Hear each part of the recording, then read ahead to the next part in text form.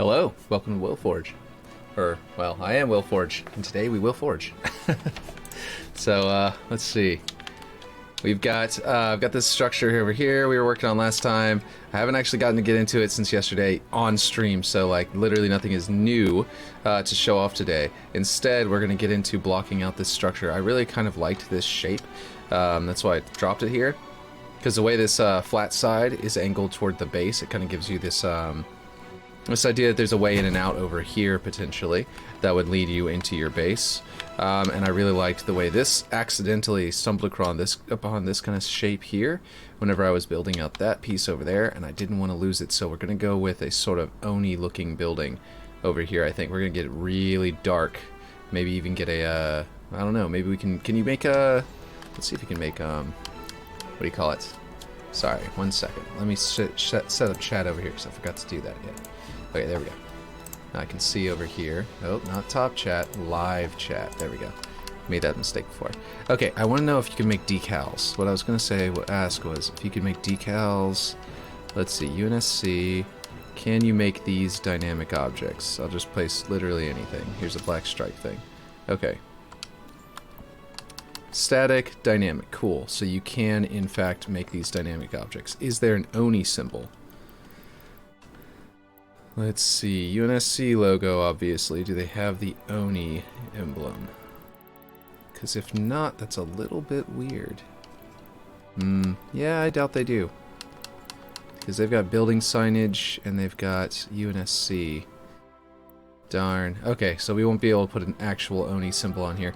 I mean, the new season has, you know, brought back Oni basically in strong, like, you know, mysterious Oni fashion. What's up? Hey, Dave.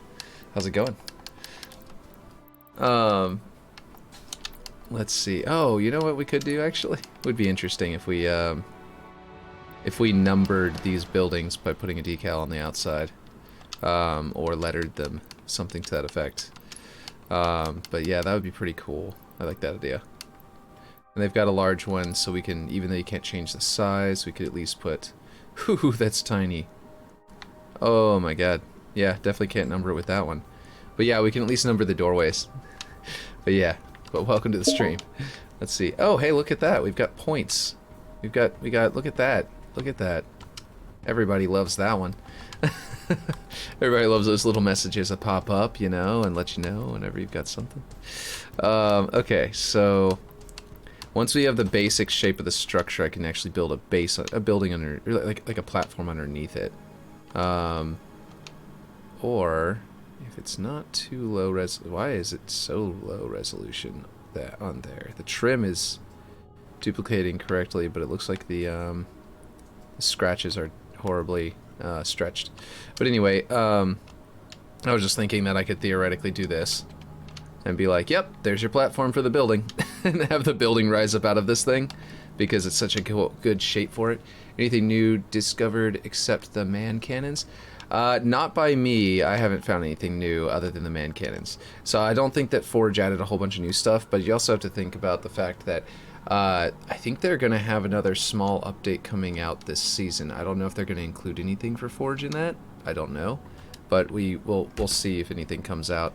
I do think that Forge is already really strong, and we haven't even scratched the surface of what it's capable of, so it doesn't need anything yet, except for water. Everyone needs water. So that's the one thing that we really need, and that's coming out next season. So I think everything else is like going to be extra. Like if we get, you know, banished stuff and stuff like that. Really happy for the color palette being fixed. Yeah, exactly. Like this thing was coming out really mottled and like purple before, but some of the blue things were staying blue whenever I load up the map, but that one in particular was turning purple.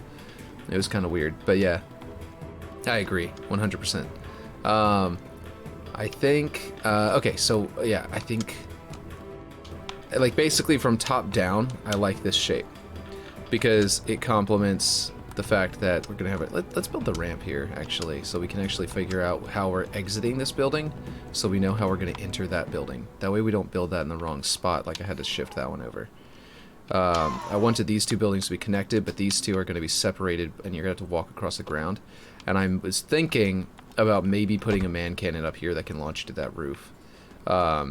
I was also considering a man cannon here that will launch you up to that roof, but I feel like, I don't know, I might need to make it to where, I mean, a flying vehicle is pretty powerful.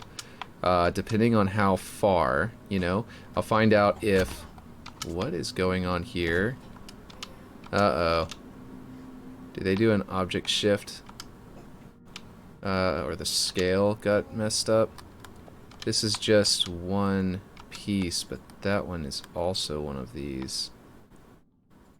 The top one doesn't appear to be shifted at all, but this bottom one's scale got messed up. It's supposed to be... Oh, no it didn't. Never mind, I'm dumb. This was hidden because I hadn't... Right, whenever I was building out the floor in here, I hid this so I could unhide it if I needed to, but I actually just don't need it. I can delete it. There we go. Now it makes sense. Okay, cool. And it looks good in here. Yeah. I might keep this blue. I'm liking the way this blue looks with the yellow. It doesn't look right, but it also kind of does. I don't know. I was gonna put... Okay, so this cat... This is... Oh, wait, hold on. I missed some stuff. Really happy for the color palette. Let's see. Saw the leak. Looks really good. I hope we can change the color of water. I agree too. Is that a window? Sir. Yes. Looks good. Yes. Yes, Aaron. Yes, Sir Aaron. Where's the window that you were talking about? Because I was dumb and missed it. I missed that you were doing something.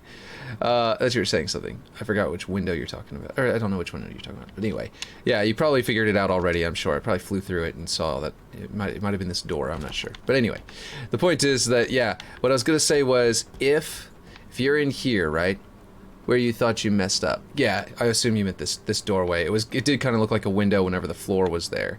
But now that it's an actual door again. Yes. Okay. What level are we on the past gamers? What level are we on the past gamers? Oh, in the past, in like the game, in like the past for the season. Can I pull up a menu and see that in here in game? I don't think so. I think I'm like 10. I'm not very far. Maybe 11. I finally played competitive to get placed. And I was tired, like exhausted yesterday, so I have an excuse. But I'm gold 4. I feel like I was getting like diamond and like nearly onyx or whatever with previous seasons. But then they changed how it evaluates, so maybe this is more realistic to my skill level. I don't know, but maybe it's because I was very tired. But I'm gold 4. So right now I'll try and do some more competitive and find out what I actually am, if I can get that up now that whenever I'm not so exhausted. But anyway, okay, so what I was gonna say was if you spawn in here, obviously there's gonna be respawn points over there as well. I'm just saying if you spawn in here and you want to get to the flying vehicles, you got to make it across this gap, right? And if the flying vehicle is coming on like a helipad on this side of the base or whatever, like looking off the side there, then what that means is that, like, you've got to get up here, right? And I'm not going to make you climb the central column to get up there. That's going to be one route. But I feel like there's got to be another route, like a ramp, or maybe a grav lift in the back or something like that, that'll launch you up to a higher platform. So you could try the garage door, too. Oh, yes. You could try the garage door, too. Yeah.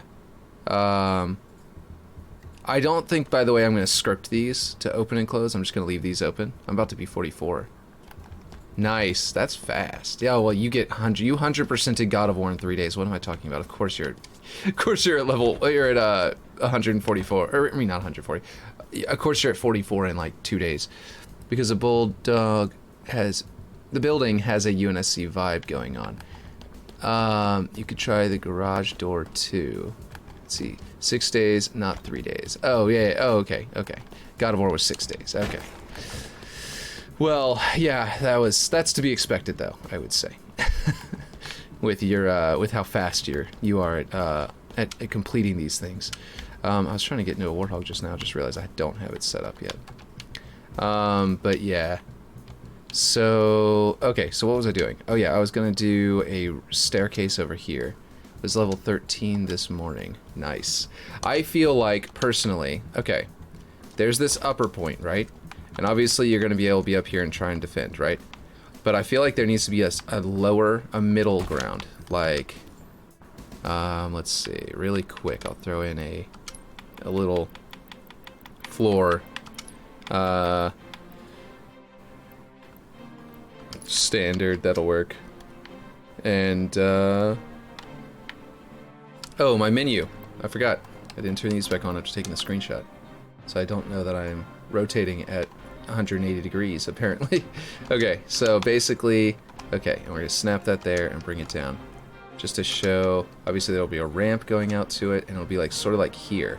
I want like a little bit of a high ground here, but I want it to be something where you can go up the ramp. Like if you're over here, you can go up the ramp and still be shooting to defend yourself. But if you're attacking it, you can clamber and then go up the ramp. You know what I mean? Like I want to kind of have like a little like almost catwalk level or style of platform to where attackers can go, you know, fast, and then, you know, obviously not having to jump, but they'll have a staircase there. And then, but then defenders can shoot while they're running up this ramp. You see what I mean? Can still shoot at the people while they're having to defend. Oh, yeah, I still haven't replaced these yet. I need to find something else that, other than these, because they keep on changing scale. They're switching themselves back to dynamic. When I switch them to static and scale them down, they're changing themselves back to dynamic, so I think I need to report that as a bug or something. Let's see. It was level 13 this morning, so you got 31 levels just today. Could also have a small weapon pad. Yeah, I could put a weapon pad on here. That would be cool. Or if not on it, I could put it like right at the ground level next to the ramp, so that if you're going up the ramp, it's worth it. Like even if you're an attacker, if you're an attacker and you come over here, you could go around, grab that weapon, and go up. So it's got to be something kind of worth grabbing. But basically, if you wanted to, maybe on the outside, actually facing out, so that's worth grabbing. But the point is that like something that's like, okay, I can get in fast, or I can go around to the ramp, and that lets me grab the weapon and go up the ramp, and that could be something valuable. Maybe grenades. Oh, or equipment. Yeah, that's a good point too. If it was like a repulsor or something like that, it'd be pretty cool. Because, or maybe a grapple hook or something, then you could like get all the way up the building. But it would only be there like some of the time, because this team might be grabbing it for their own use. You know what I mean? So that would be that would definitely be a good one. Yeah, that's a great idea. Okay, let's do that. And let's go with not necessarily grapple hook or repulsor. I just mean like you said, an equipment. Like a drop wall would be a good one, because that means you could grab the drop wall and then set up defenses on the ground level to deal with incoming attackers as well. So it would be a good one to have if you're invading, for example. You get up to this door and drop wall right here, and then just be able to kill anything inside there from here before you even make it in the door. Like clear your doors and corners and then get in there. You know what I mean? But yeah. Rip stream. Oh, what happened? I heard like a pop-up. Like it went doo-doo, doo-doo, and then like now it's stream health is excellent. Oh, it's all like jittery. I can see that. It's happening on my end. I can see it right now. But I think it's gonna clear up in a second. Because it stops going doo-doo, and it tells me that the stream health is excellent. So right now. So I suspect it'll clear up? Ooh. Uh-oh. Okay, wait. Okay, well, I have no idea. It went black. We're gonna hope it comes back. No. Oh boy. I'm gonna ask you, can you see this comment? Let's see. Oh boy. Oh wait, it's smooth again.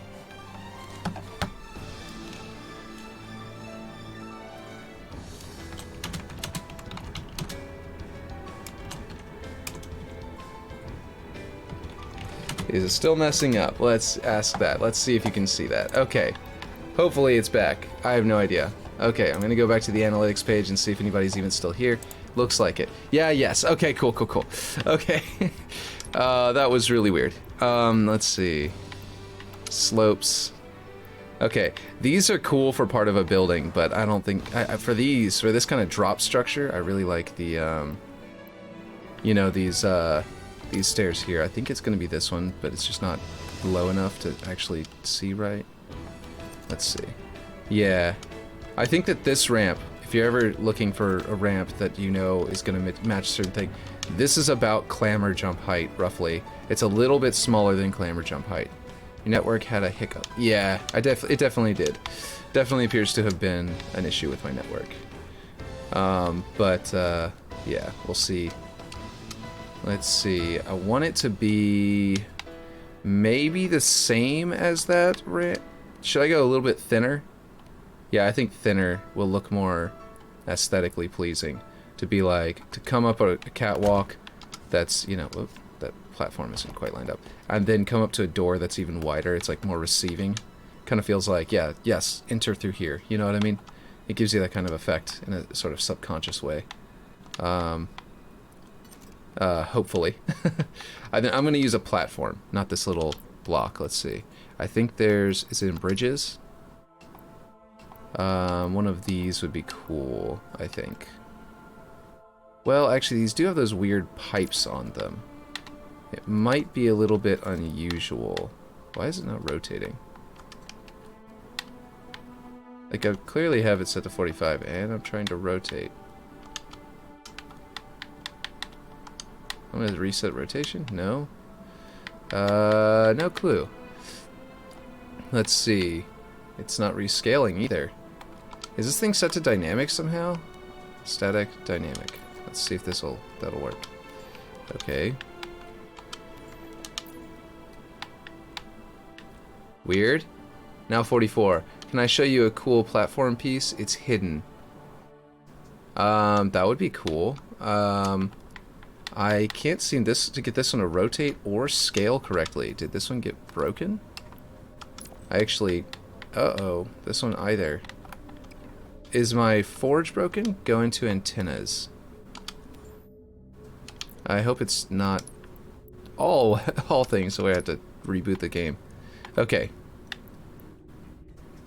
Okay, so I'm in antennas. Let me guess. You flip over an antenna that has a cool platform underneath it.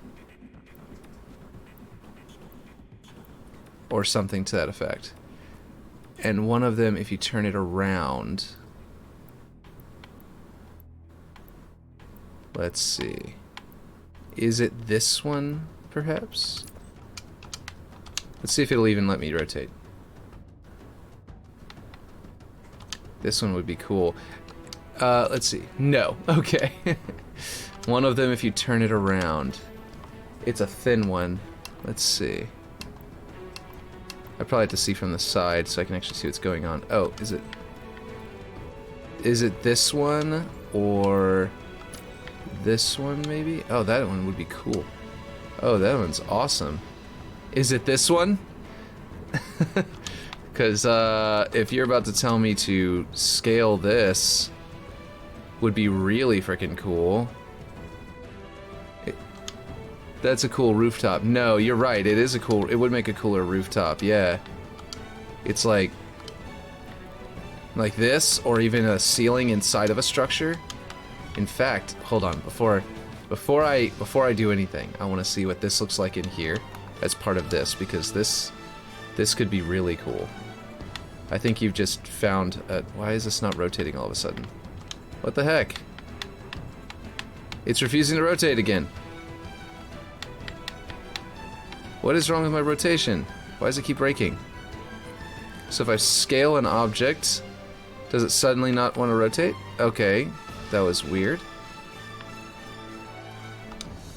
Let's go back to this. Okay, I just want to see how this looks up here. And oh, it's that it's not snapping. Is the problem... What is the problem here? It's a new bug, I think. Okay. So, does it have to do with clipping into other objects? No. Why did it work for a second and then suddenly stop working again? Read something along those lines on Reddit. Okay. Does anyone have a fix for it yet? Is it something where I could go look up a fix for it, or is it something that's like stuck this way? Like, can I just quit the game and come back in and it'll be fixed for the rest of the time I'm forging today, for example? Or is it like... 'Cause that's kind of frustrating. Let's see. Try changing rotation type, perhaps? Oh, that might work. No.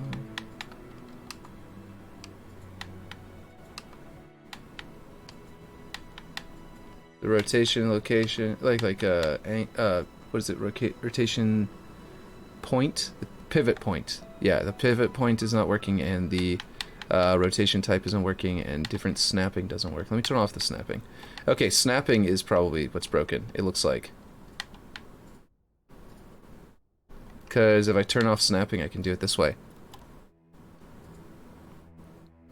Can I then go in here and change this rotation?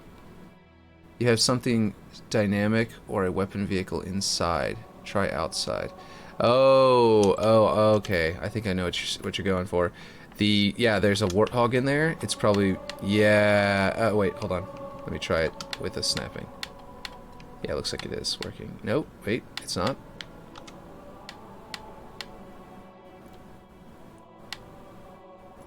Oh, this is a server lag bug. There's the solution. I don't know if anybody else knows this. So if no one else knows, go spread the word. You have to hold down the joystick in that direction right now. It's having a, yeah, you hold down joystick in a direction for a bit, and then the server catches up. It's like whenever you have to hold down, if you grab a whole prefab and you move it, you have to hold down the move button for a couple seconds afterward to let the server catch up.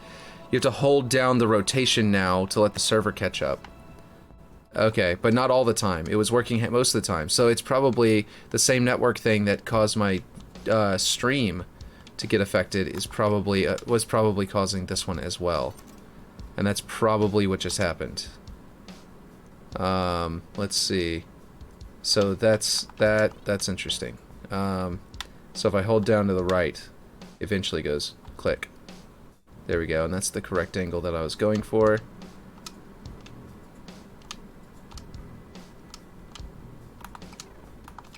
And then we can go up here. Looks like a generator. Oh, okay, the antenna thing.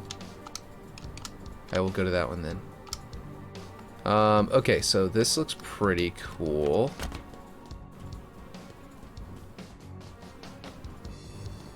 I really like this, but I don't especially like where it transitions right there in the middle. So I might add something there to make a better transition. Or scale this piece down so that it transitions with its own actual, like, you know what I mean, like, whoops, that's not what I want to do. Back, not up on the D-pad.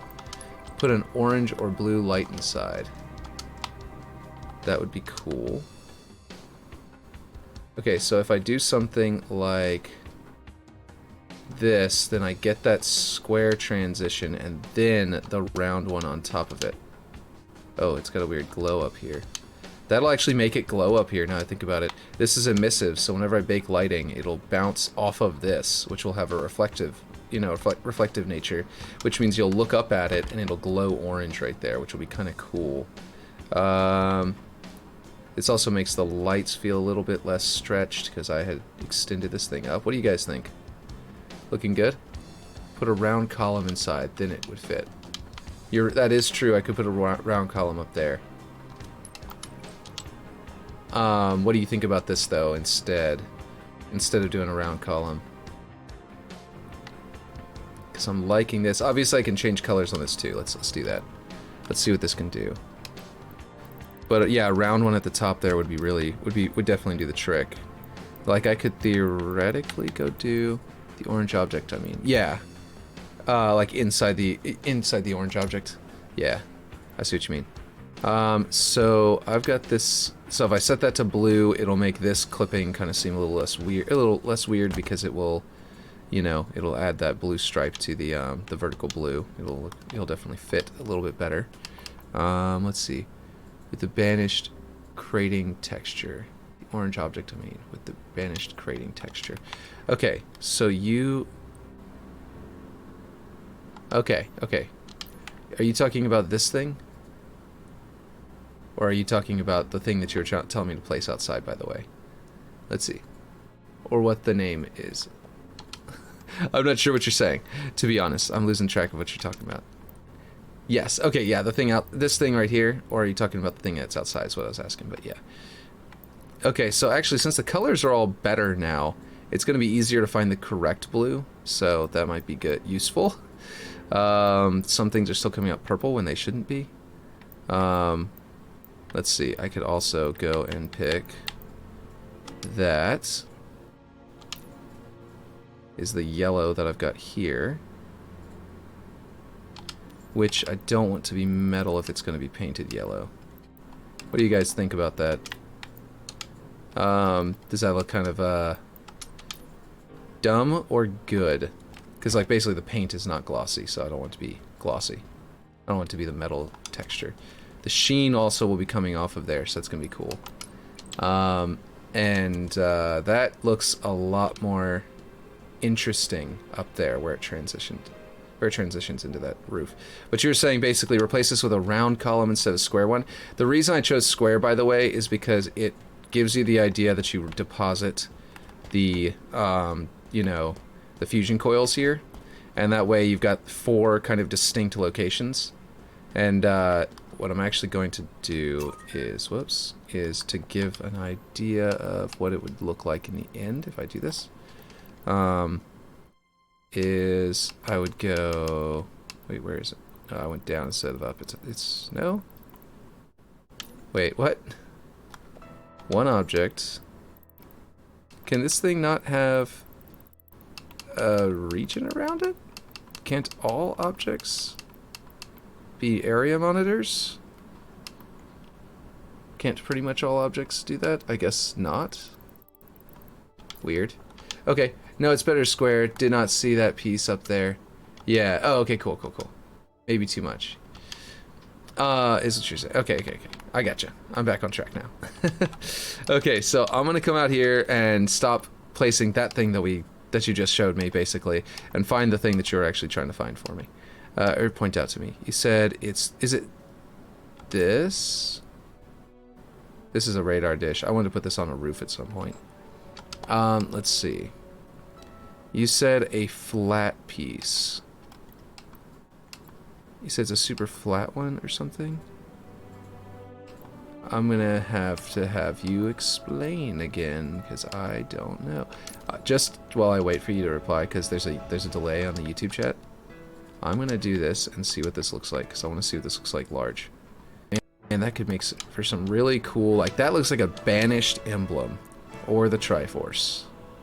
But that looks like something you could like decorate a banished structure with. Like, check this out. Both have a base that looks like a column.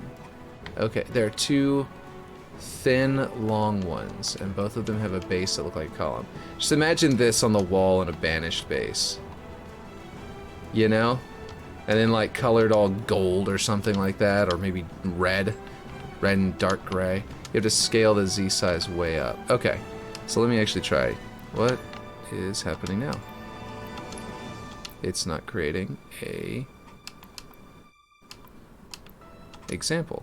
Oh wait, oh it's because I'm being dumb. Okay, antennas. Okay, let me read that again. There are 2 long ones. Both have a base that looks like a column. You have to scale the Z size way up. So is it this? Oh, I understand what you're talking about. Like you can use it like, is this one of them? And you're saying that what you can do is use it like a stand and also a platform. Why is the game going so... Oh man, that does look cool. Ah, I think I see what you're talking about. This is one of them.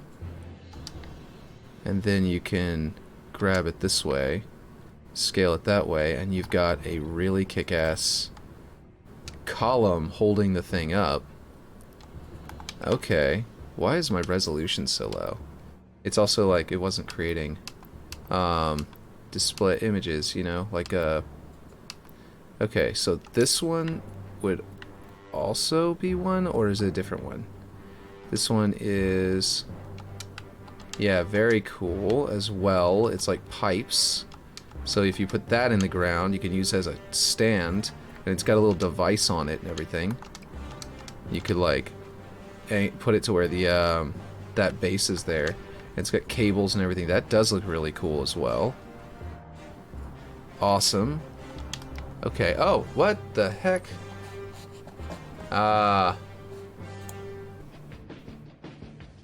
Okay, we're live again. Today we will forge. Let's go. Okay. Whoops, bopped the microphone. Okay, so back to live chat. Hopefully everyone can hop back in. Stream just like died on me. And I'm really, yeah. Stream died, but I'm back up now. Guess I should add everybody. Add everyone. Stream died, but I'm back up now. Okay, hopefully that works. I don't know why it says stream health is excellent and it's doing that. I wonder if this is because we increased bit rate and maybe I'm having a network issue at the same time. Because there's clearly a network issue happening that's causing my rotation. Oh wait, rotations are back to normal. So I wonder if it was YouTube that was causing the rotation issue? Was causing the network issue? That was causing these rotations to be abnormal? But hey, look at that. That does look really cool. This shape looks super simplified because of how much it's been scaled up. But, I mean, players are not going to notice it most of the time. And you could do something like increase scratches, maybe? Or change the texture. Like, we've got, let's see. What is this one? That's for the pole. This is the aluminum. Okay, so if we change this to something like, grunge dust gives a little more texture on there, but if we do like metal grating, oh, that's awful. Metal grating. See, I'll be lurking while I rank up. Sounds good. Yeah, man, I just had weird you know, issues with the system, so hopefully the stream doesn't go back down again. This adds a little bit, a few more lines to it, and a bit of extra texture to sort of help it be a little more interesting. And if you look closely at it, you're like, they don't make any sense to have those lines. But if you're just walking by, you won't notice that it's even that. But there are some other textures that are probably even better. But man, this is actually really cool. Man, I wish that the stream hadn't died because those suggestions he was given were really cool. I really like this one a lot. If we go and scale it up a bit, it's already snapped to position. So if we scale it up, we could theoretically get it to be lined up with the stairs. Actually, let's go a little bit more, apparently. To be there. There we go. It's snapped to the right height, and now it's there. And can we clamber it still? Oof. The staircase is a little bit shorter than the difference in there. So this is kind of unfortunate. But, yeah. I also think I might have made it a little too thick, but if I shrink it, it might... Oh, good, it goes to the base. Okay, cool. That works. Let's see if there's another... If there's a panel we can, like, with bolts on it. That might be cool. And then we can actually put, like, a concrete block down here. Like they deployed and then dropped a plate or a concrete block of some kind into position and then bolted it down. But yeah, this definitely is cool. Oh, there's some weird Z fighting just in this object itself. That is weird. I wonder if it's about the scale. If I increase scale again, will it go back? No, it didn't. Undo is doing nothing. I wonder if I had to hold down the undo button to make it work. So apparently that's what the solution is. You hold it down. Let's see. Okay. So, okay, well anyway, let's change texture here. Okay. If we, I might want to put this as the bottom of it and then put another panel on top of it. Because the top of this doesn't look as interesting as the bottom. Bottom down here looks really cool as a base. But I feel like up here, if you look at it in detail, you start seeing some Z fighting, you see some other problems. Maybe we'll go ahead and attempt to find something to put on top of it. That would be really cool. But also there was more than one, so let's see. Oh, let's see about this one. This one would make probably a good one too. So you hold it down and it will eventually flip over. So there's a good column as well. I mean, heck, even if you just like leave this at this scale almost, yeah, or just make it a little bit taller so it'll get to the right height we're looking for. We could put these into corners. Not of these, but like, because that'd be kind of pointless to have the middle column and also this. But like, if we went and did this, well, having those stick up might be really cool if it's angled in. Let's see what happens. If we do this, and we position it to bolt to the middle piece, in a way, that would actually be kind of cool looking in some situations. Not this one in particular. I don't think I'm going to do this here. This is just experimentation real quick. But this shape right here is really cool. It definitely would make a good column. And you could take advantage of those pieces sticking out up the top, you know, like that. You could clip them into, like you could clip that into a wall and have those poking out and then have another strut coming out and have these sort of gripping the strut, like basically like how I did this up here. These yellow pieces are scaled down. You know, the crane has that cart that you can place. They're those. I'll duplicate it and then reset it and then sort of rescale it back to its normal scale.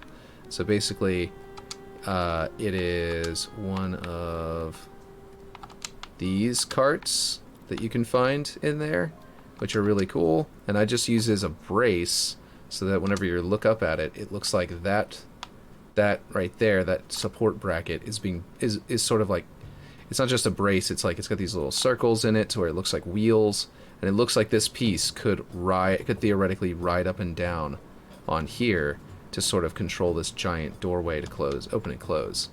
Which I just done a CTF match in about a minute and got 1500 XP. Nice. How did it take only a minute? Did you just like really like just crush the enemy basically? Because that sounds fast. Let's see. This one probably is not one of the ones that can be used very easily, because that dish is kind of in the way. It's just bots. Oh, okay, gotcha. Yeah. Okay, I just thought of something as well. What would this look like as a column? Man, these dishes are great columns. Like, look at this. Look how cool this would be, like, if you had a platform on top of this.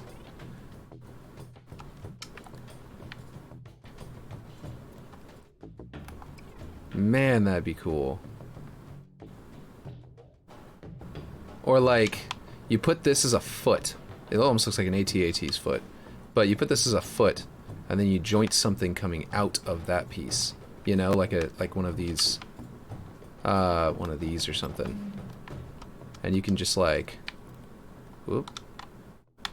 Well, I'll just reset rotation. There we go. Go back that way. You could like make this look like it's part of, come on now, there we go, it's part of like I could have used this as like the landing pad, you know, the landing gear or whatever for this thing, for having dropped out. You could easily use this as like some kind of support bracket or something like that. Level, let's see, can you remake burial mounds Halo 2 but make it earthy / water based? Level 46 now, water based with no water, haha, when water comes. Maybe burial mounds from Halo 2. That's the one that's the pieces of the Alpha Halo crashed into the desert, right? Or are they pieces of the space elevator? But I think it's pieces of the Alpha Halo, right? From Halo 1 crashed onto the moon that is nearby, if I'm not mistaken. Is that the one? If so, then I definitely could do that. It's a really cool map. It definitely would be pretty nifty. Remakes, though, I'm kind of, like Aaron, getting kind of bored. Not bored of remakes, but burned on making them. I like the idea of continuing to remake them in the future. But Waterworks was such a huge map that I need some time. And I still am not even technically done with it. I need to support it still with updates. And I need to, and I also need to, you know, I need to support it with updates, and I need to make hydrostatic. So I'm still not even technically done with that remake, you know what I mean? So, yeah. This would also make a really cool platform. Obviously, you need to change the texture of that ball to make it not look like it's a flattened ball, because it's really obvious right now.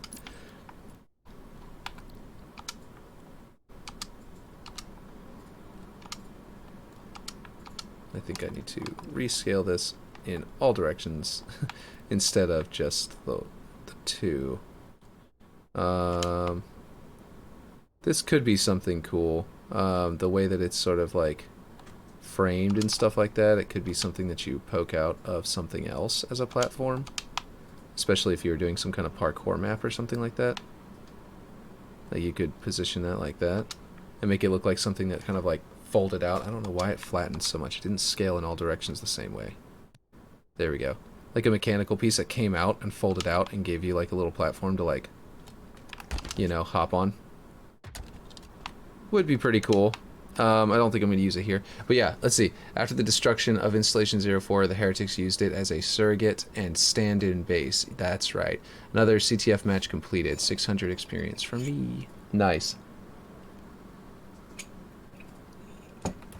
You know, I think I need to do coffee before my streams every time because I feel so much more energetic and able to speak and able to keep up with chat a little bit.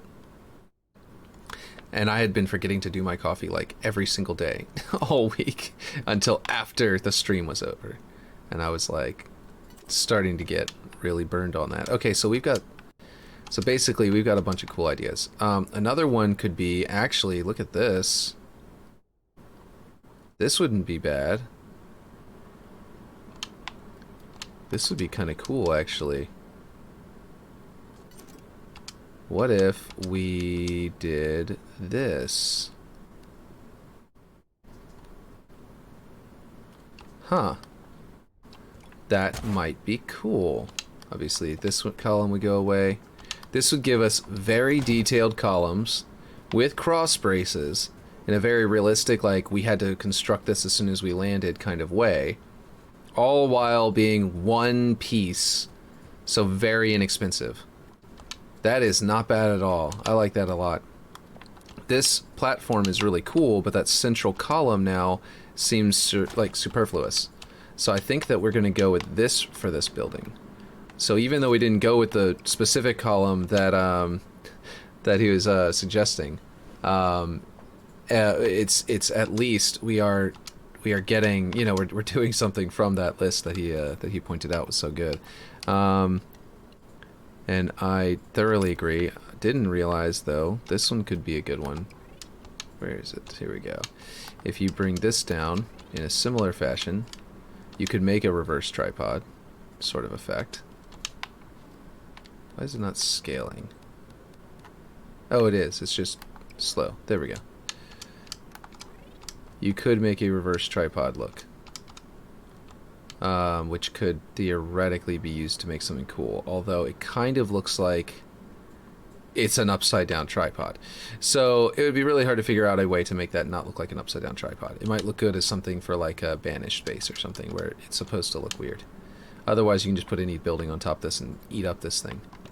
Anyway, that'd be really cool if they just like took all of these bases, like not the, like all of these platforms and stuff like that holding up these antennas, and just call them, like, put them into supports, you know what I mean? Like separate from their objects so you don't have to clip them into things. Because that would be fantastic. Someone like, you know, 343 needs to be aware of this. That would be really cool. Let's see, this one also looks like it's going to be a cool one. Especially from underneath. Okay.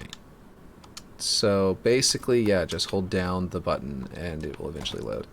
Unfortunately, from underneath is whenever it looks the coolest, and then this gigantic thing is here. So yeah, if like they just took these baseboards, like from these and put them into supports, they could put one with or without this central column thing. Be cool. It would be cool if the objects itself was sub-objects and you could delete the parts of the object you don't want. Yeah, whenever I was working on my own game and I was in Unity, and I was doing Unity, I never got to that at all. I didn't make that at all. But I was thinking that if I ever got to something like Forge, which I really wanted to do eventually, then what I would do is exactly what you just said. I was thinking like I would make a game object, and then each of the pieces would be off as separate objects that I can just toggle on and off. And it's really easy in Unity to just go in there and say turn off that object. So if I just made each section of the 3D model a different object and layered them on top of each other, the only downside to that is that what that would do is, and it's a fantastic idea for usability, but it's not very good for optimization, because nowadays graphics cards are so good that if you put all of these game objects as one giant 3D model right now, it would actually load really easily and not lag a system practically at all. Like there's a lot of objects here, but all these polygons are like nothing. You know what I mean? It would obviously be more than each of these individually would be on its own. But if you basically, what I'm saying is call what is it called? Call references? I don't remember. For some reason, I can't think of the actual word. Every single time the graphics card has to call an object to be rendered, like this one right here. This object is very simple, not a lot of polygons, right? Or even like just a regular simple cube, right? Doesn't have a lot of polygons, but it actually takes up the graphics card's ability to call for that 3D model to be loaded in. Yeah, and so basically, if you have all of these objects here, for example, if I was in like Unity and have all these objects here, it has to call each and every object to load in. So even if they're low poly, it doesn't, they don't take a long time to render. They're not hard on the graphics card, but they still take time to render in a way because of the fact that they have to be called. If they end up being high poly, like more like they are in Infinite, then you end up having the same number of calls because we have the same number of objects, and the graphics card only has to work a little bit better. So better graphics cards can do better graphics, but all computers can only do like so many calls, you know what I mean? For render calls. I forget the word, I'm just going to call it calls, because call is part of it. There's a specific word that goes with call that makes it exactly what I'm trying to say. But so more generally, we'll just call it calls. Basically, render calls, basically, is what I'll call it for now. And basically, yeah, so if you combined all of these objects into one 3D model, it would be way more optimized. And that's what the main maps, that's why their dev maps can be so high quality, even compared to how good the Forge can be right now. The new maps show how it's also tied to SSD speeds. Exactly, because you have to pull up the three. It's basically it's going into the file to find the 3D model to render each and every one of these 3D models at the beginning. Takes time, so it takes time to load into the map. Once it's got it in the RAM, each one of them is loaded in as a separate file, so then it takes up more data. Whereas, like, if it's all one file, all it needs to know is where each polygon is, so it doesn't have all that extra bloat of all of the other information, like the object location and its scale and its, it's all that kind of stuff, and all the basic stuff that just says this is a 3D model and you need to render it in this way. You know what I mean? And then that's super redundant. It happens for every single model. But if you have it all as one 3D model and you have everything set up correctly, then you can massively reduce the amount of data it takes up. So essentially what I'm saying is that would actually happen if you did the thing where you could turn off and turn on sections of a model. Each model would technically be multiple objects, because each one that you can turn on and turn off would have to be a separate object. The only other way to do that in a way that would not cause that is if you have sections of collision box that you can turn on and off, and also at the same time you're turning on and off the collision box, you turn the textures into 100% transparent textures on a section. So there are ways. Maybe they could make prefabs save as one 3D object. Yeah, that would be really cool if they could compress all of them into one object. There's actually a Unity app that I bought. I think I paid for it. I don't think it was a free one, that I haven't, actually used yet because I haven't actually finished the game yet.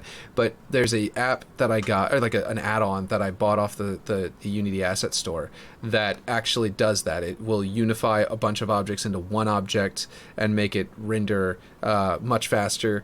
And it also maintains all of their textures and everything like that. It maintains their collision boxes and everything. So I was planning on, you use that during Unity development, so you can just place your own objects around like Forge, and then press a button, and then select them all into one folder basically, and then press a button and it turns them all into one object. It would make loading way faster. Yeah, it would. But what I was thinking about doing was trying to figure out a way to make that into my own Forge tool, if if I, you know, if I got to do a forge-like thing. But yeah, so this is... So what I was saying is that basically, like, if you made it to where this ball, for example, could be turned off, all you'd do is you'd make it to where this column has a polygon right here, so that it's not invisible on the inside, or a set of polygons, a bunch of polygons goes around. So it looks like it's a completed object, right? And then this section, the ball section, and also another flat one there to complete this disc, maybe, or maybe make the disc part of the ball. But the point is, you make the textures of the ball turn 100% transparent, and then you turn, and you also make it to where there's a separate collision box for the ball section as from the legs, and that doesn't render because you don't render collision boxes. And then what you do is you make it to where you cause the ball to go completely transparent. You take the collision box for the ball, you turn it off, and then now you only have the legs visually and physics, and for the physics. And then all of these objects could theoretically have that in some way, in some capacity. Some objects that are small enough, like, honestly, this object is actually super blown up version of a tiny one, and as I had shown off before, has a major problem where there's a the piece I had to create my own, these pieces right here, because the part that's actually there has no collision. That section could theoretically be turned off and just be the plus sign, for example, and it wouldn't have the things that are poking out, and maybe not the base. Like, you could turn off the base and just have this like cool ramped plus sign thing. And yeah, but anyway, that would be all really cool. The problem is that would also require a huge amount of programming, way overhaul of all of the game objects that are already in there, to have them separated out like that, to have different collision boxes and stuff. And the work would seriously like increase, like massively increase for the entirety of Forge. It would be something you would do for the next Halo game, probably, because to build that into Infinite, now that Forge is already out, would be almost impossible. It would be so expensive. but it's something you could absolutely build into it from scratch, from the base game, and build up from there. But it also would increase the amount of work that every single object requires to build it. So it's all a very major, like, trade-off kind of situation. But yeah, I definitely agree, and I was hoping that maybe we would get something like that, and I was wanting to do that in my Unity game eventually. But I don't even, that wasn't Forge. My own Forge mode was like, I was making a single player campaign. After that, I might be able to do a multiplayer. After that, if I've got a multiplayer, I might be able to do a Forge mode. You know what I mean? So like, it was not probably going to happen. But yeah, unless somehow it was a really popular game or something. So I'm still hoping to eventually go back to that game and finish it, but or like actually make it. You know what I mean? But for now, yeah, it was. It's a future dream, you know. Of course, Clint was joking about, or maybe serious about. He was like, "Yeah, well, totally, yeah, we'll just make a game after this, after we make our maps." I was like, "Ah, okay, yeah, cool," and yeah, well, totally, yeah, we can just do that. And probably as a joke. I don't know, maybe he's serious, but who knows? Let's see. I wish Halo had destructible environments. I agree. Destructible. That's another thing I got off the Unity Asset Store, is a tool that very efficiently, supposedly, and I have no idea if I'm actually going to be able to use it because it may not be as efficient as I claim. Supposedly, it's extremely efficient, and what it does is it makes it to where you shoot. It like can simulate glass breaking with particle effects, but also with like little objects it creates, and like it destroys the original object.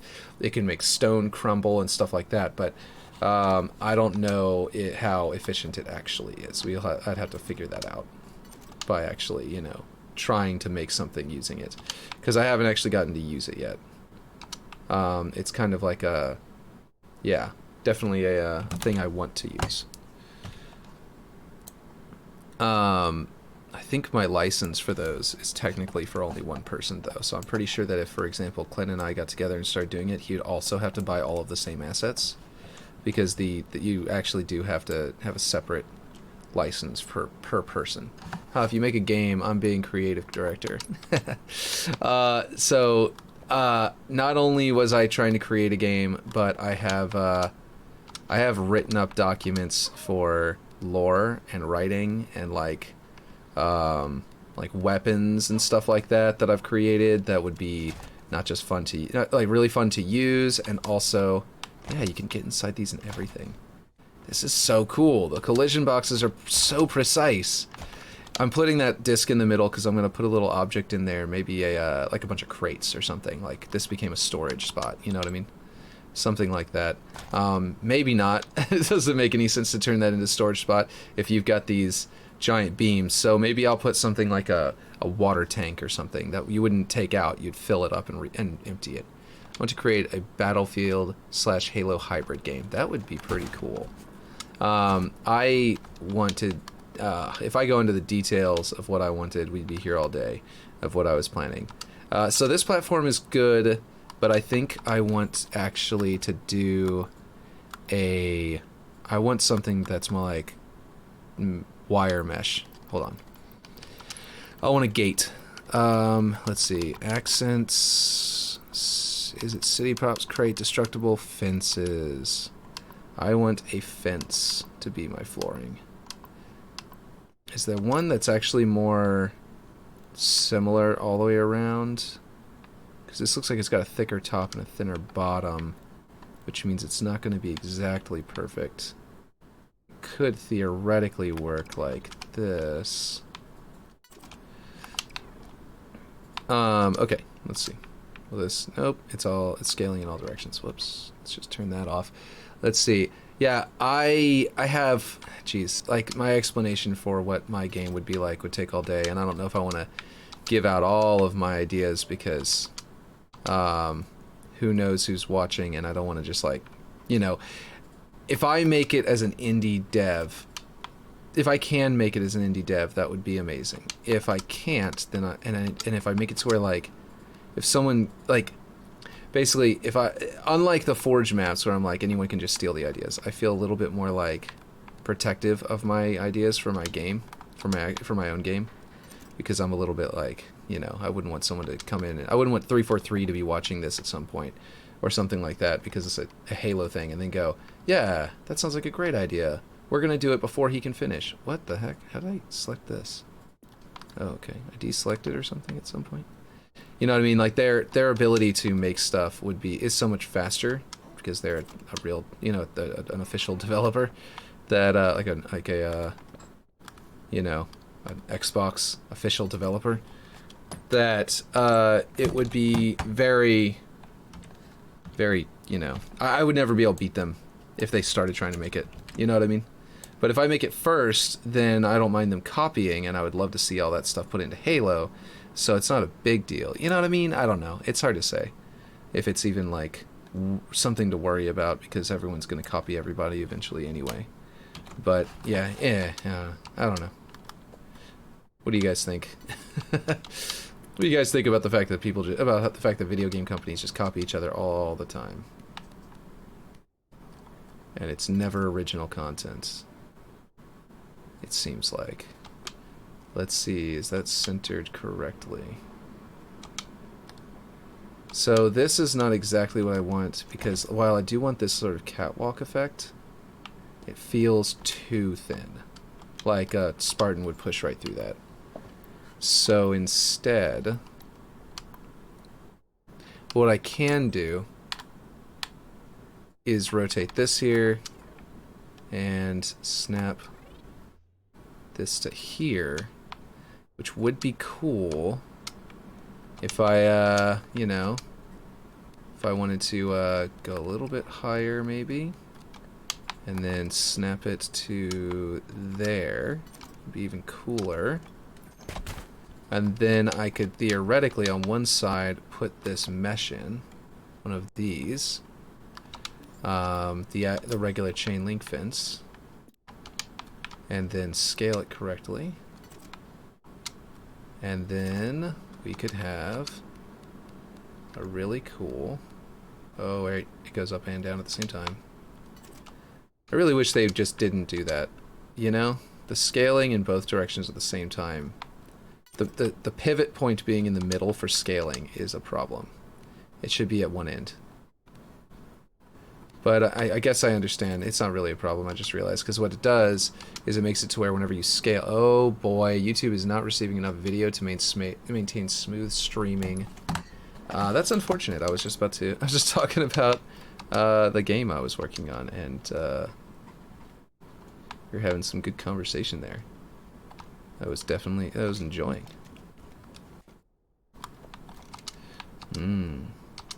Not that I don't enjoy the other conversations, I just mean in particular. How did I select that? And why was it... Okay, here we go. Keep selecting the wrong thing. So we're on recording right now while I wait to see if YouTube will fix itself. And if it does, it's great, but I don't think it's going to. So if we put like some gates right here. Nope, not that.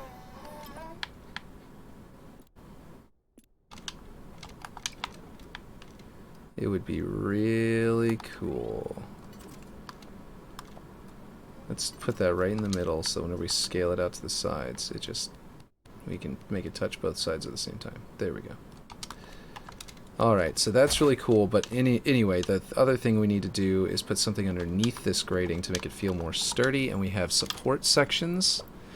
I don't think YouTube is going to work right now. I think I might have to give it up. Wait, stream is healthy! Hey, it's back up! I kept trying, and now it's finally back. Okay. Stream, it looks like it says stream is healthy. Hey, the stream is finally saying healthy. Finally saying healthy again.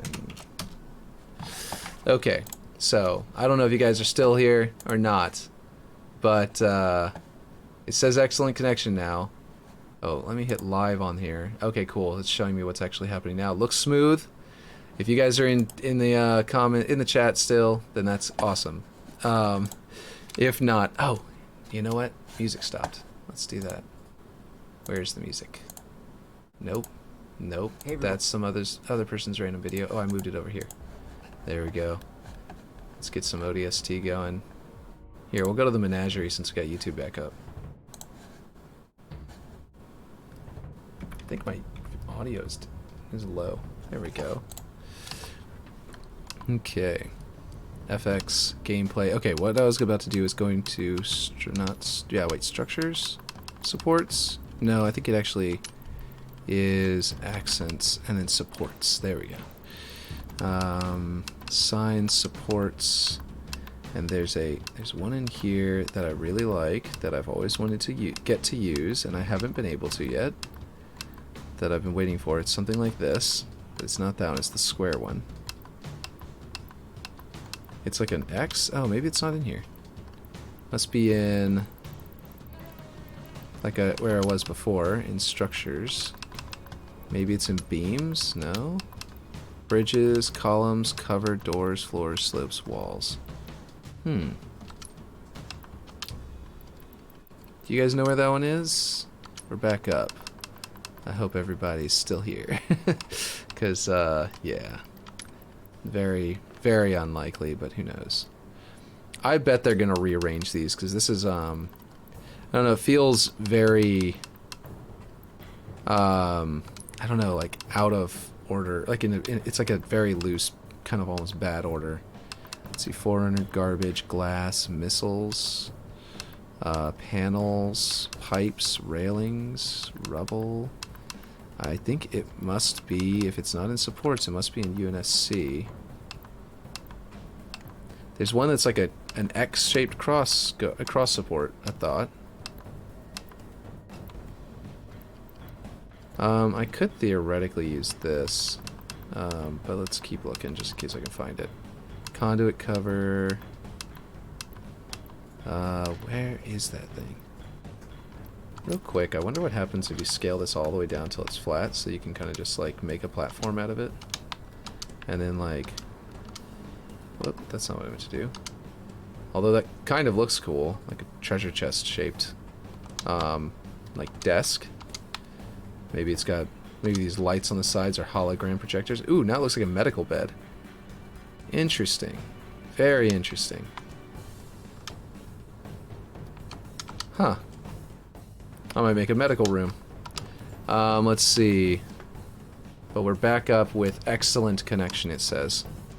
It just went down for a minute. What does a dry erase board look like as a platform? Oh, it's got the dry erase board on both sides, doesn't it? Does it have different things written on it? No, it's the same. Is this the layout for a map? What map is this? Training yard. I assume...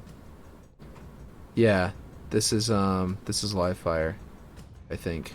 No, it's not. Wait a minute. I don't know what this is at a glance. Tunnel. This is clearly like, I wonder if they actually, if this is an actual layout for a map. I don't know. Range Master. M. Blinkley. Or Brinkley. And someone drew a warthog running down and grunt. Anyway, sorry, just got a little distracted there. Okay, let's see. Let's find that cross beam. I think there's one. If there's not, then it's that other piece I was thinking of, and that you gotta scale it to just sort of fit what you're going for. But I thought they just had one that was 1x. One single cross X. Instead of like all of those individual cross beams.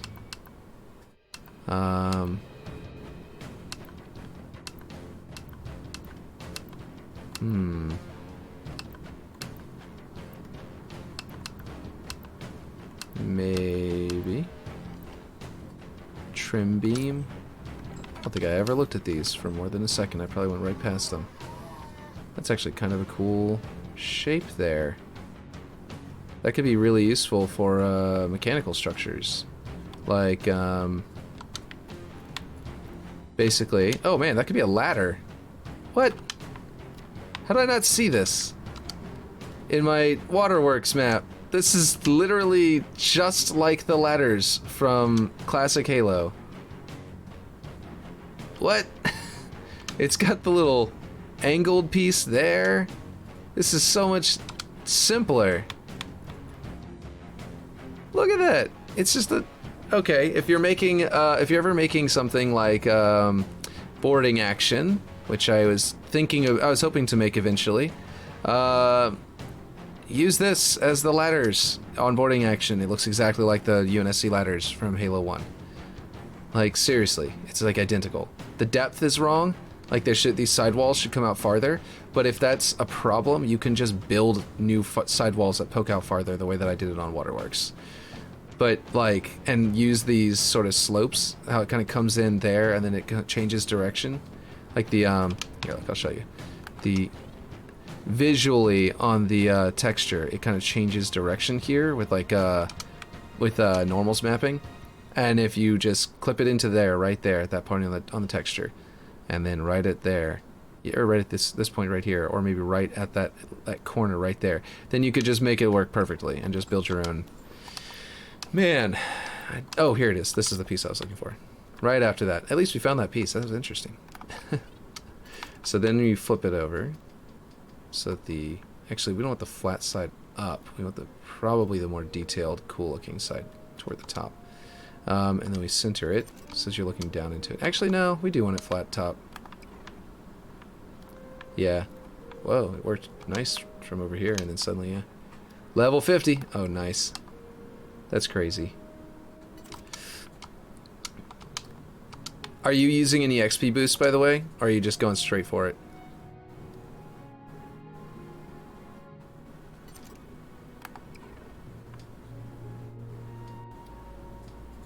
I think I need to make it thinner and taller. Let's see, let's go to this. We'll go to this. Okay. So then you line it up here. And then line it up over here. And these things are making it to where I can't see what I'm doing. Let me move this for now. Yeah, got like 74 of them, so as many, or so may as well use them. Rip stream again. Yeah, I know, seriously. Oh wait, is it down again? Jesus Christ. Okay, wait, it's back again? I don't know what YouTube is doing. I'm not losing internet connection. My internet claims it's getting like 100%. So it might be like my connection to YouTube is the problem. Or maybe it's Chrome. No, because it's OBS that feeds to YouTube. Maybe it's OBS's problem. It might be OBS that's the problem. Which would definitely make sense, but would be surprising because it doesn't seem to be telling me there's a problem. Why is it not letting me... Okay, there we go. It had some weird like hiccup where it wouldn't let me scale. That was probably a network issue, actually. Maybe it is my network, I don't know. But yeah, Jesus Christ, today is just not wanting to stream smoothly. But like I said, I'm gonna re-upload all of this. You're gonna see it on. See, we don't know what you're saying. Yeah, I figured. It's all like choppy. I'm just talking about the stream being so choppy and that I'm going to edit the recordings of this video together and re-upload them later. Those should be smooth. Boom. There we go. Okay, hopefully you guys got that.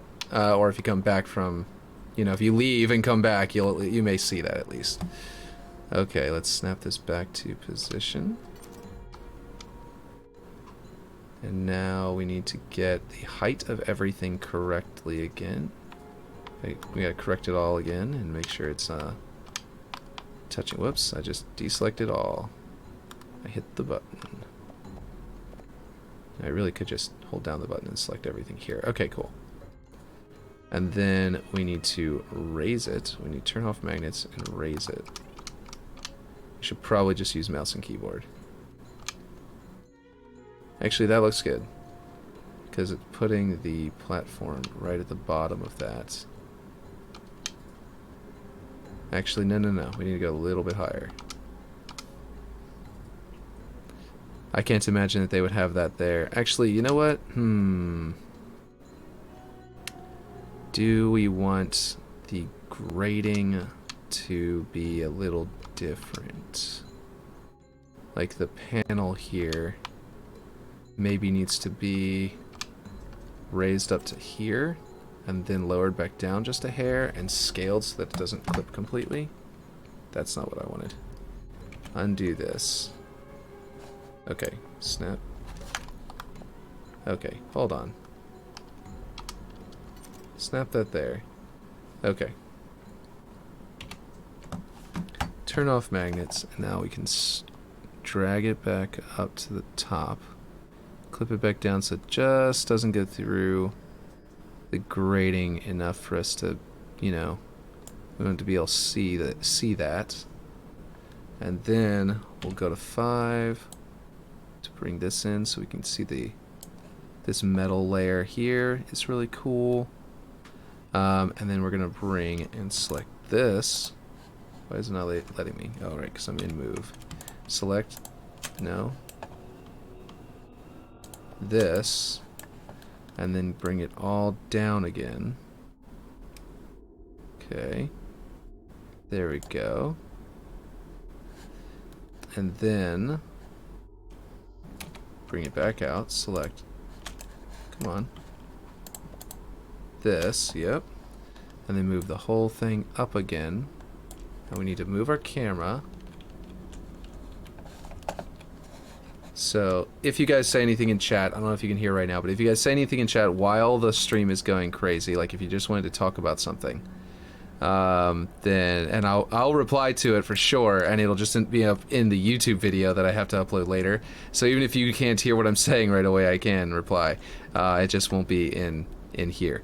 But in the meantime, at least I'll be able to reply. I'll be able to see and reply to it. But if you don't want to talk in a one-way like that, don't worry about it. I can't imagine that being super pleasant. So don't worry about it if you wanna keep from that.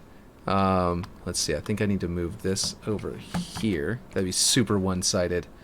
Or I can try to reply in chat, in text, and then just say it out loud as I'm typing it so that whenever it's in the YouTube video, people can see it. So that way it won't be one-sided. You'll be able to hear about it'll be both ways. Anyway, this looks really cool. I like this.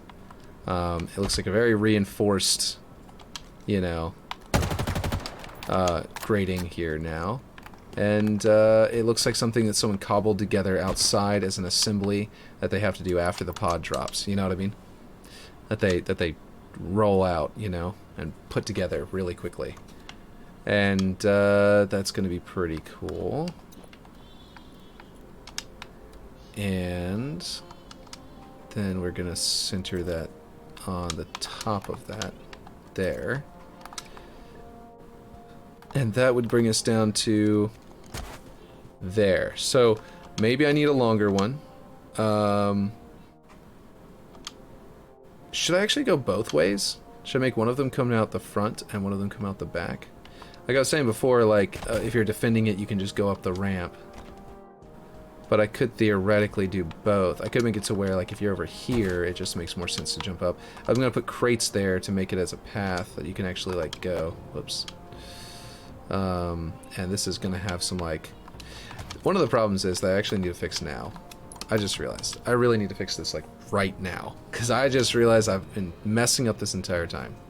I have been intent on eventually selecting this entire base and raising it off the ground so that I can come in here and going into up here to, you know, that's not what I wanted, to biomes, 51, nice, terrain, now over halfway, very nice, and go, let's see, where is the bowl? Yeah, bowl slash hill. Let's flip this over.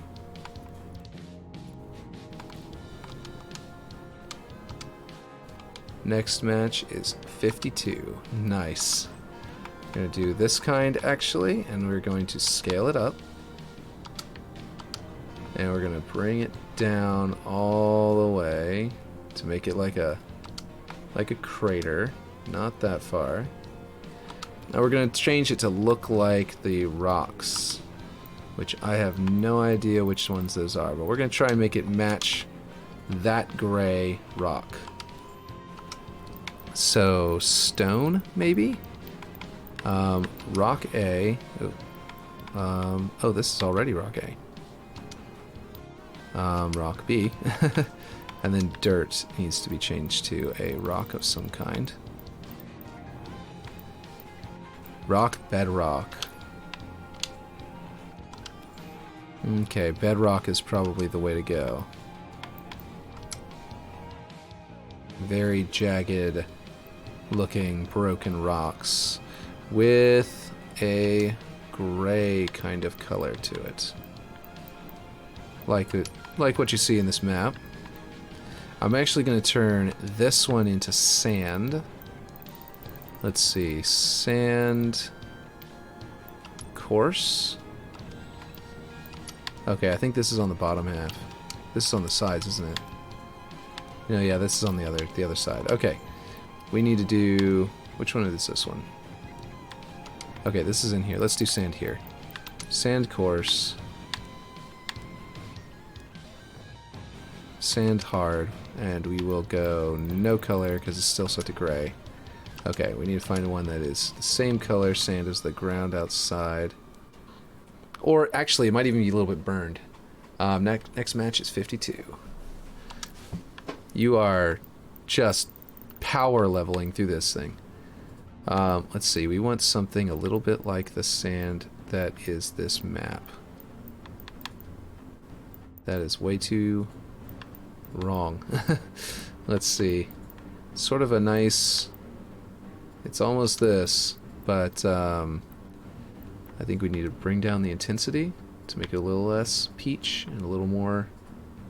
yeah, there we go. That looks right. Okay, and we can bring up the color spread to make it a little bit more intermittent. Nope, that's turning it pink. Why is the color spread, like, so hard to control? Now it's turning purple. Is it like the higher you go, the more through the color wheel it goes? Or what? How does this work? I don't even know how color spread works, clearly. Because it just seems to make things purple every single time. To me. Okay. So, okay, roughness. Wonder what that being, yeah, on would look like. So that looks kind of cool. I wish I could, like, I bet I could. Yeah, probably. I'll do some cool stuff later with this. I'm gonna make it look like it's been glassed a little bit because you just crash landed. You know what I mean? Like the drop ship. Maybe this drop pod just landed and wrecked it and wrecked shop. You know, left these little craters here, and the fire on it from the impact crater and stuff like that. It'd super compress the sand and fill it with little shards of glass everywhere, or something to that effect. That's the idea. Don't know if that's actually a thing, but yeah. Anyway, the point is that it would be here, and then I would surround this in TI terrain. So let's do that. So it would be probably bank full TI and scale the thing down substantially and basically just put it inside of that one so that it kind of melds into it, and see how well we can get that to look. How good we can get that to look. How well. Let's see. If we get it into the rocky portion, then it would give us a really nice effect. Ooh, I got an idea. If we tilt it, oop, not that much. We're on 45 degrees. If we tilt it, then it will turn to stone on the inner edge due to it being so sharp, but I think it's too tilted because in the outside. And obviously this is way too deep. All of this probably needs to be just super shallow and subtle instead of being so thick. Like this is probably even too deep. It probably just needs to be brought down a lot. And then whenever this is in there, it should look like more of the same. You know, I may end up just having to say, okay, the sand fell back down in there and just do the TI terrain, because that would work. There's some stone in there, as you can see. And then I just like take a bunch of these and put them together around it. And maybe some some half dunes. Where is it? What is this one? Ramp corner exterior. What is happening? There it is. It's just really far away. Actually, that would be pretty good for like getting them to be precise. If I put a bunch of these around it, then the edge would be flat, and I could just touch them together, and they would be really precise. So if I did that, I could be like this, and then I could go back to 45 degrees. I could duplicate it. I could do this. These should have snapping points, and most of the terrain does not have snapping points, but these absolutely should. They've got their flat edges. They should have a snap point. That is a really hard seam that they generate. That's kind of awful. Guess you just kind of have to go inside of it like that. That looks a little better. And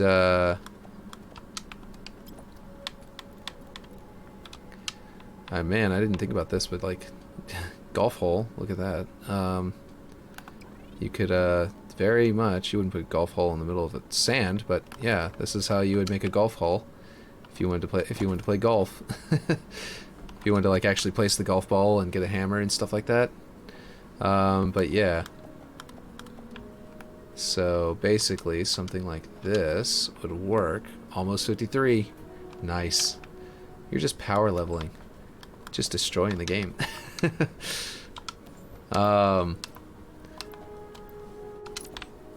Ramp interior. Is this the one that I would actually have wanted? I did ramp exterior, and this is probably the... Yeah, this is the one I would have wanted, because I think... Well, anyway, I don't want either of them, because I actually much prefer the... Okay, here's the bank half. This is going to be really useful for making that inner bank look much more unique. And obviously, like I said, all of these need to be way thinner. Oh, this does not need to be 45 degrees. There we go. basically use something like this to be like, yeah, we cleared out the sand in here to get to these door frames. You know what I mean? But then on the outside, it's going to be these big, thick, rounded dunes, you know? But then also nowhere near as big as this. Definitely bring them down. But then maybe bring up verticality to increase the amount of stone that's involved. And bring down this. I wonder if I should put... Yeah, it might be that I put a little one in the middle that's like got the... Well, no. I don't know. Maybe not. Okay, we'll see. So they become stone whenever they're more vertical. Okay, it's not going to rotate again. There we go. And I definitely want them to become kind of stone-like in some areas. But they're not going to become perfect stone, no matter what I do. Because they're very finicky. Fickle is the word. Or finicky, not finical. Just won't come out of my mouth. Okay, let's see. Here we go.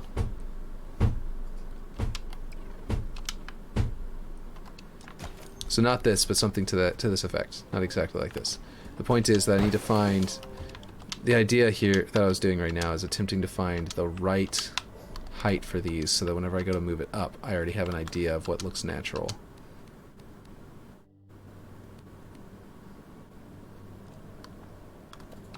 And I don't think that these look natural yet.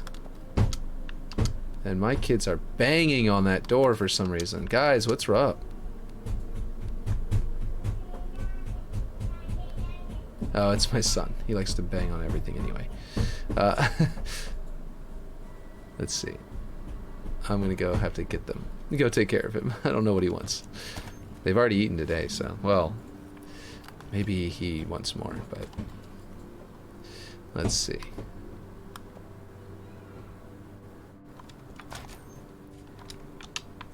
Okay, so this will give us a bit of like a sort of like crater point underneath these feet, something to this effect.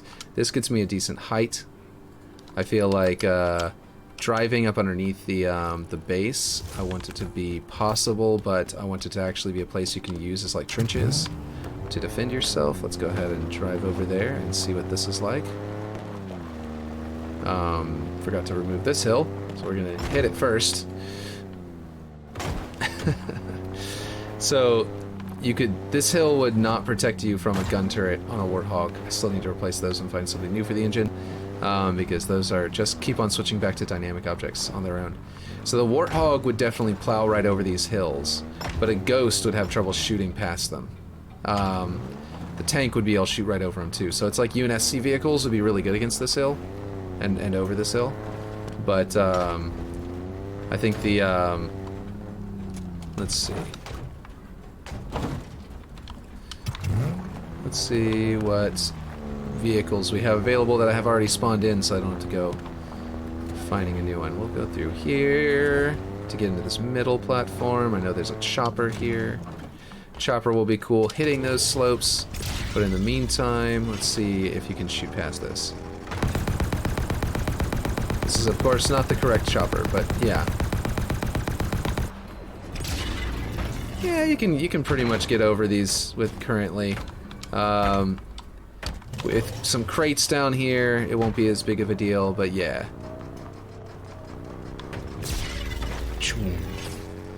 But I like the idea of being able to launch yourself out from underneath there if you want to attack somebody from underneath. So that's another cool aspect of this.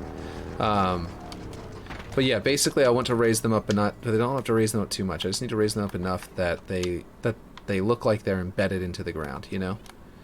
They landed somewhere on sort of a hill, like they targeted a sort of hill, and then that hill got depressed by these feet, you see what I mean? And turned into craters. So that, okay, I'm in super slow mode. I was like moving like Master Chief speed.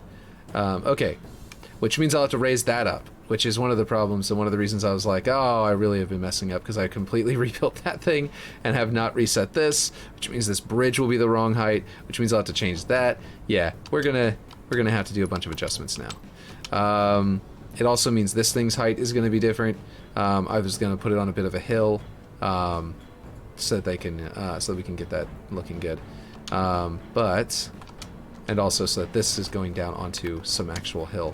You know what I mean? And then I was thinking about putting a crate in front so you can hop the crate and go up there, or make the hill kind of like come up with like a little bit of a mound of sand on one point or something like that. But yes, let's do some stuff. So we can just grab. I'm just gonna make fewer objects to move by deleting these right now anyway. Because they're broken, they switch to dynamic objects. They're not going to work for this. They switch themselves over. That thing is was part of the way the engine looked before, so I can probably just do something like grab one of these, you know, and scale it up and put it in there. But I haven't decided exactly how I'm going to do it yet. Where's the? There it is. It could be something like this, for example.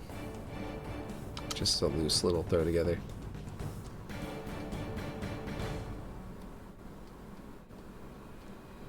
Yeah, that doesn't look bad. A little too big. Let's see. One match away from 54. Jeez. That's crazy.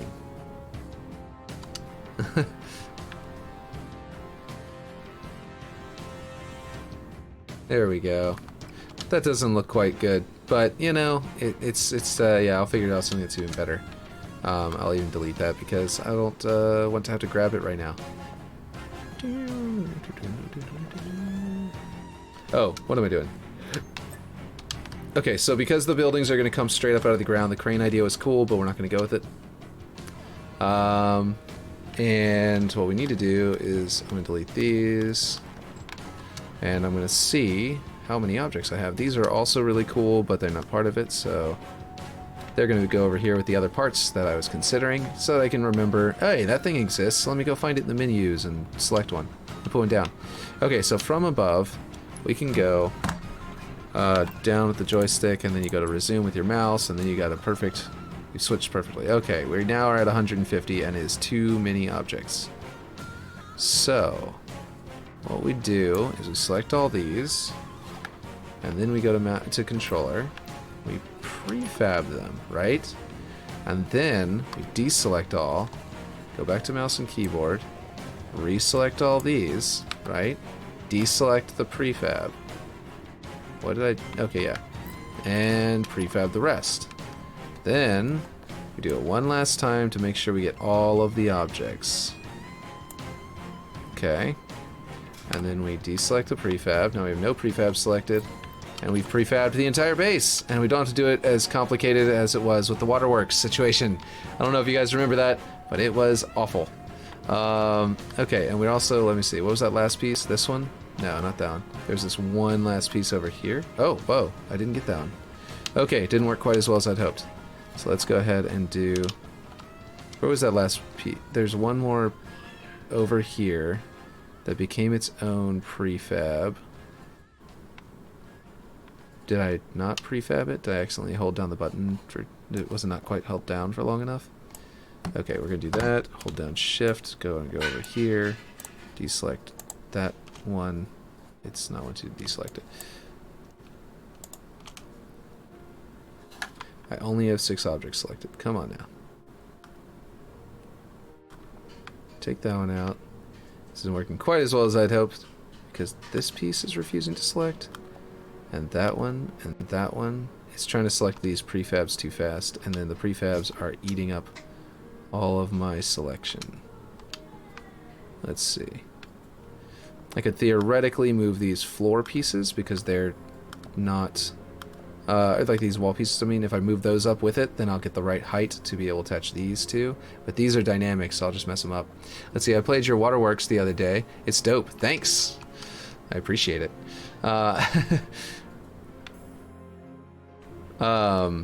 Did you play the the classic or the modern or which one? Like I always say, I recommend the modern one.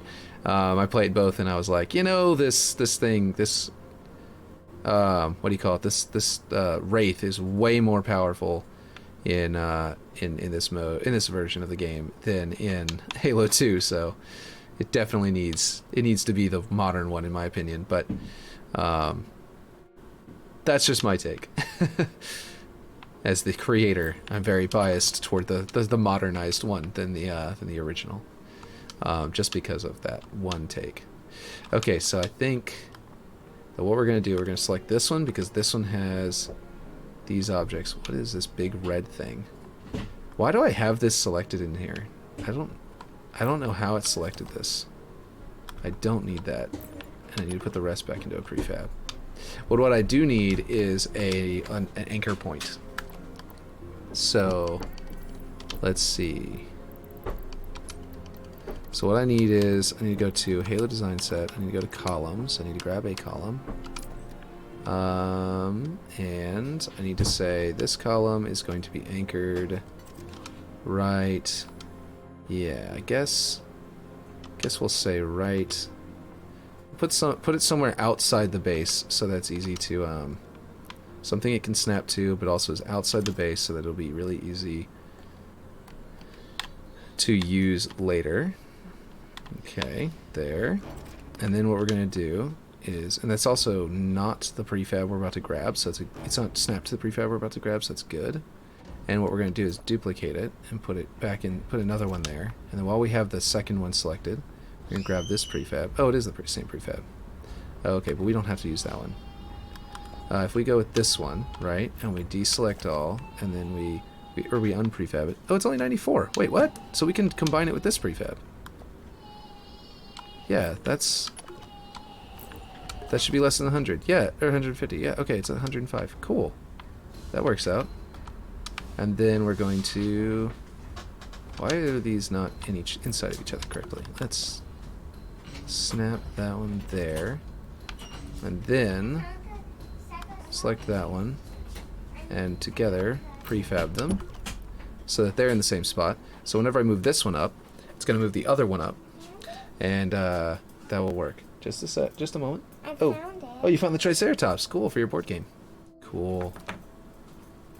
So now, let's see. Okay, you said, I also added your gamer tag as CapJRS, just in case you ever need to gather people to test stuff.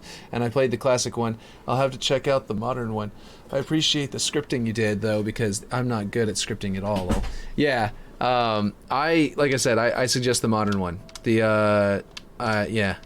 But yes, that's, I definitely, you said you added me, like you friended me, basically? Because that's dope. I think I'm gonna go like this. I'm gonna go above the ground here. Maybe, how high do you think I should do it? If I go high enough, I can put like a groove of sand, in the sand coming out of the doors, which would be really cool looking. And make it look like it's like a you know what I mean, like a hill, but I can build it up onto a hill so it's slightly higher than the rest of the map. And then also make that hill have the craters in it. And also underneath here, make the craters come around and sort of build paths out of the doorways like they cleared the sand. You know what I mean? And that would be pretty cool. So we're just going to hold it for a second. I think this is a good height here. I could be wrong, but this is a good height for now. We'll just hold it here for a good long while because I was having network issues earlier, and then let go. Okay. And then now we've got a column that's slightly higher than the other one, so we know exactly where to snap it to. So we're going to duplicate this one again and put it inside of there. And then we're going to combine it. I think this one only has 149, so we can add one more object. And then we can raise it up. And it should... Oh, right. No, we got to hold it for a second because I need to do something really quick. Hold it, and then let go. Okay. We need to unprefab it, deselect this one, reselect it, so now it is our anchor point for our welds. And then we go here, our snapping point. Okay, so then we hold it here for a long time so that the server knows what's going on. And then we let go. There we go. And now we have our raised base, which I will then prefab.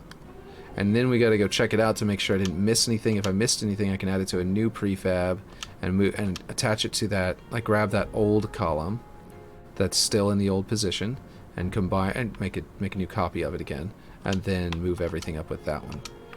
But yeah, let's see. Yeah, I added you on Xbox. I don't know if you ever got a notification for it. I probably did, but I miss my notifications on here all the time. Like, here's one.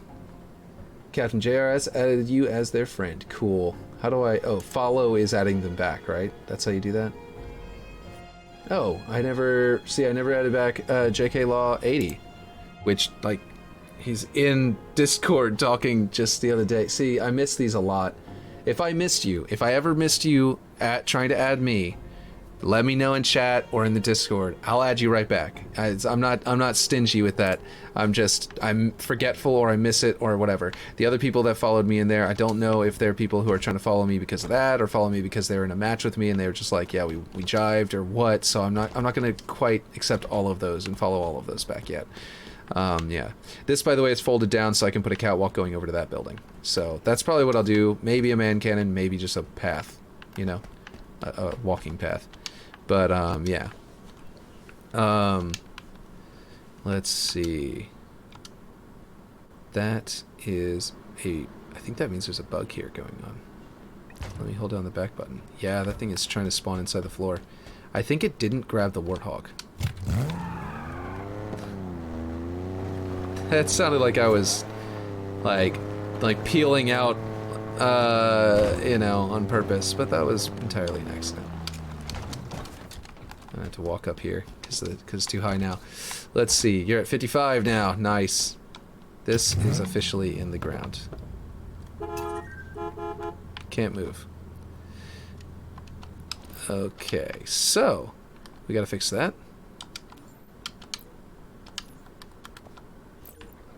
Let's remove that from this prefab, put the rest back, raise it up, put it to the ground, and that should be good. That should fix it. And then we will add it back to the prefab in case I end up moving the whole thing up or down again in the future. Yeah, this is looking really cool though. Our little TARDIS column is what I think of it as. Because it's just, you know, it's a power column. It looks like it's in the middle of a round room with doorways going in and out. It feels like the TARDIS's, you know, engine column in the middle. Or soul? I don't know. There's a lot of, lore added with, you know, what's his name's, with Steve Moffat's versions where there's like a soul involved and it can become a person and everything. It's great. I think I added a panel in here to hide the piece because I wanted you to be able to still jump through here. I could just add like pipes going through here and that would be cool looking. But I liked the idea that you could just like hop through here. That's a lot easier to hop through most of the time. Yeah, there you go. Like, just jump on through. But it also looks like this. Oh wait, this is one I added on too, but I don't think I added to the next one. Yeah, this is what it looks like normally. There's like all this horrible clipping and like this vent pipe from that. It is vent panel coming off of this piece. Whoa, what happened here? I think something moved wrong. Are all of these like that? No, they're not. Something definitely got moved incorrectly. And I don't know what happened. And it looks like it's just on this one side. Why is it just on this one side? This engine isn't weird, so what happened? Wait, is it over here too? Yeah, it is. Okay, so it's this piece and this piece, because they're opposite catty corners, so I just need to adjust them. Okay, I think I had copied, what I did was I placed this one, and from inside here I copied it over and placed it there. And I didn't go outside and look that it is horribly messing up. It's curving correctly with this wall, but not with this one, because that is okay if it's clipping inside of that, but it's not okay over here. So I just need to adjust that. Okay, I can do that later. First, I need to do my crater. To move it forward and move it up. So it looks like it has slammed into the ground here and embedded itself, you know, into there. We also need an overall hill for the entire thing. I'm thinking that I really, really like this thing now that they fixed the texture. I keep saying that and keep reusing it. And I think that as a baseboard, this thing is fantastic. And then once you've got your base there, you can build up for it with other terrain clipping into it. So I'm still going to use it again. I think that I'm going to put the slope going on this side. Actually, I'll put the slope toward the back, because that seems like a really good idea. And then I'm going to make it much shorter. because I kind of want to make it so short and so wide that it's even got the that slope portion on the outside coming up out of the ground. So you've got this subtle shift. But we will see if that works out. That is way too short, I think. That doesn't look too bad, but kind of awful at the same time. So we'll figure that out. And also, you know what? It doesn't allow me to make like a bowl in the middle inside here, so I don't know if I like that. I think instead I'm going to go with biome. Let's see. Not stumps, terrain. I always go one too short. Get me my bowl. That way I can make a lower area in the middle really easily. And then we're going to build this out, and then we're going to put like a rim around the outside. I think that this would be good to make the bowl kind of slope up into that from down here. And then of course it's not going to be... Yeah, that looks pretty cool. And having them each embedded slightly different in the sand will actually come in. Well, actually, I think that'll you know, pay off in the end, because it'll look a little bit more realistic that they didn't all embed perfectly, because maybe the bedrock underneath some areas is thicker than in other areas, and so it ends up sort of like digging in differently. This one now needs to be a heck of a lot taller and lower and even a little bit different angle. We're just going to turn off snapping and then bring it out if it will select it. And then, let's see, we'll bring this into to sort of give the idea that the sand is sort of sliding around the corner a little bit, because that would be more natural, I would think. And then to see it kind of like whenever it hit, some of the sand was higher up, and then the reverberations that continued afterward. Stephen Muppet. Yes, Stephen Muppet. The reverberations afterward can, you know, kind of like a little bit of aftershock, cause some sand to then fall back down into the pit, which would make sense. Stephen Muppet is, yeah, pretty accurate. I don't know if you guys ever watched Coupling, but that was also a great show. My wife and I watched it when we very first met. And it was like became our show for a little bit. Because we were coupling at the same time we were watching Coupling. It was, you know, yeah. There we go.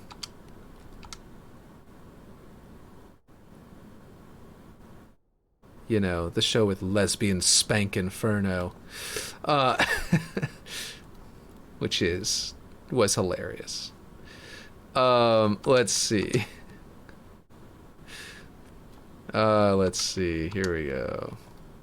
Now this angle is a little bit nicer. I kind of like that. Although maybe I made it a little bit too big. It's kind of stretching out into the middle a little bit. Although maybe not. Maybe that's not bad. I'll see which path I want the grooves to take as we go, and sort of organically feel it out, I think. We definitely want this to be a little bit shorter, though, because the way it was, or a little bit taller, but like in the ground a little bit, you know?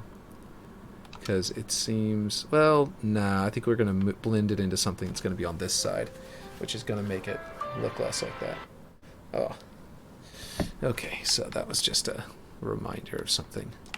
Okay, so one thing is we do need to adjust, let's see.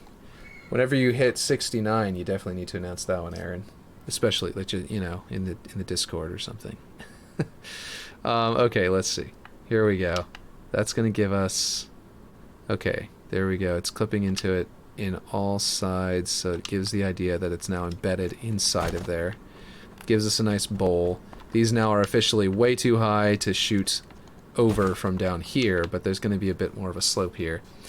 Is this a Doctor Who inspired map? And if so, what's your plan for a game mode wise? It is not Doctor Who inspired. I just happened, I needed this so that there would be a central area I liked the idea of it being in the middle of the room because then all entrances have the same distance to get to it.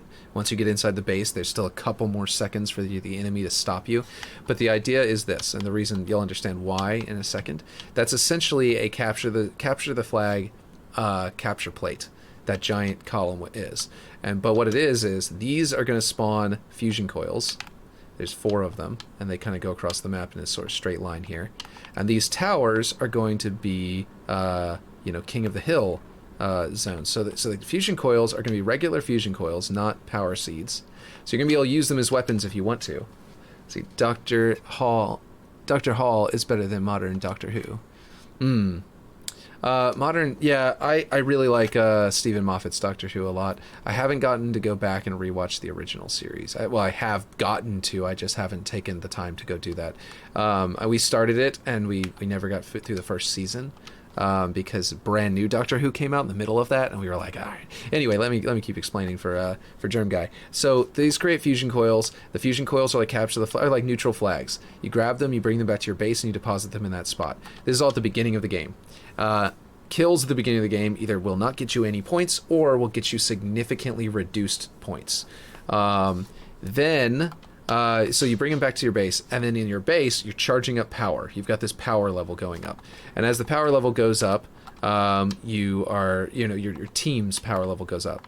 These giant spires are going to be also power generators that are more like, it's a capture the hill zone, or like a territory's hill point.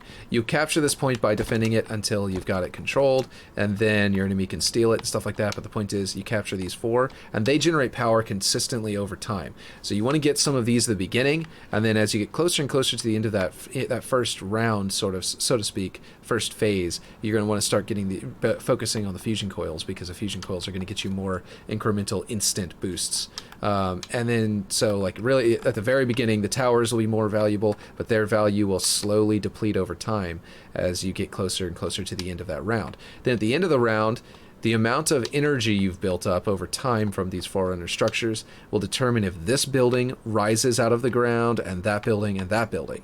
And these buildings are going to come with weapons, equipment and vehicles, spawn points, as well as respawn points for your team. So eventually, basically, then that next phase of the battle is Slayer, and you've got your base versus the enemy base. You've got your equipment, they've got their equipment. It'll be Slayer where, how normally Slayer in Infinite is like, we don't care if you switch sides, rotation is fine. We may make it to where it's like that, but we may keep it to where it's more objective based sort of respawning, where the enemy and you are both sort of like not locked to your side of the map, but heavily encouraged to respawn at your side of the map only. And so once we've got that going, the whole you'll be more likely to have to rely on your own equipment and resources than your opponent's, than stealing your opponent's side. So that beginning part where you're actually equipping yourself for later on and leveling up your team is extremely valuable. So you're going to want to do that, and that's the idea. And it's sort of like me and Clem are working on that, as a team right now. He's working on the scripting right now. And he hasn't got any one particular thing done enough to like actually come over and put into the map, which is why you don't see it yet. But yeah, I would love to make use of these, even if it's just decorative, like even if we just put it onto the areas that are generally flat, just to break them up, with some dunes. We could do that. Even like leading them into the slopes would be cool, actually. It's really much more interesting terrain. It gives like a feed into the slope really naturally and bumpy. Yeah, that's going to be really useful. I think that's going to be really cool. Yeah, look at that. Anyway, we'll figure out exactly what we're going to do with that later. And so basically, and the lore behind this map, the map kind of has lore as well. We got to raise up these towers a little bit too, to match the correct height. So there's going to be a bit of lore involving this map as well, and that is that they're field testing these new fobs, because clearly the Banished just destroyed the fobs too easily. So this is a new fob that they deploy, and then that fob is like Halo Wars, it from there they build out other structures. They build these, like, you know, underground platforms, like this thing auto manufactures or something like that, underground platforms, and can like raise up these other buildings. But it takes a lot of energy and power to do it, because maybe they're using nanomachines, and nanomachines in real life to manufacture things would take a huge amount of energy. So the idea is we're relying on Forerunner worlds. We can deploy this kind of fob to rapidly manufacture buildings with some kind of nanomachine or other mechanical system that requires so much power. We have to tap into the Forerunner's, you know, power grid, and actually rely on that to build our buildings. So that's sort of the lore of, like, yeah, UNSC is field testing a new fob so they can fight the banished a little bit easier. And who knows, maybe if this gets put into a playlist, 343 will say, hey, we like that, we're gonna put that into the lore. That would be really cool, but I doubt it. We're just gonna try and make what's a cool map instead. We're gonna focus on making a cool map and worry about, you know, potential coolness if it comes up. But if the game mode is also extremely fun, like we're hoping it will be, like we're trying to make it, which is all about how we can script it. I think that we can make it fun no matter how, you know, the concept is solid. So it's just about figuring out a way to make the concept work really in a really fun way. You know what I mean? So, like, if we can get it to be like super cool, then that would be great. But yeah, we'll find out. This would be a really cool hill to sort of like lead into the base on this side. I just realized, because it's got this sort of like long side, short side, which could sort of like give you the idea that this area is a higher hill. And yeah, we can stretch it out a little bit, make it come in like this, tilt it a bit so that it's a little, you know, a little more evenly distributed on its hill. And yeah. Oh, and the UNSC picked this specific spot to build all this because they realized that these, in this position, make for a very good way of field testing. It's an evenly distributed, you know, area, and they just, you know, they're like, all right, cool, this is a perfect spot. It's a boxed canyon with a appropriate number of energy to represent what we could probably find on any, you know, any Forerunner structure, any Forerunner planet or whatever. Let's go ahead and field test it here.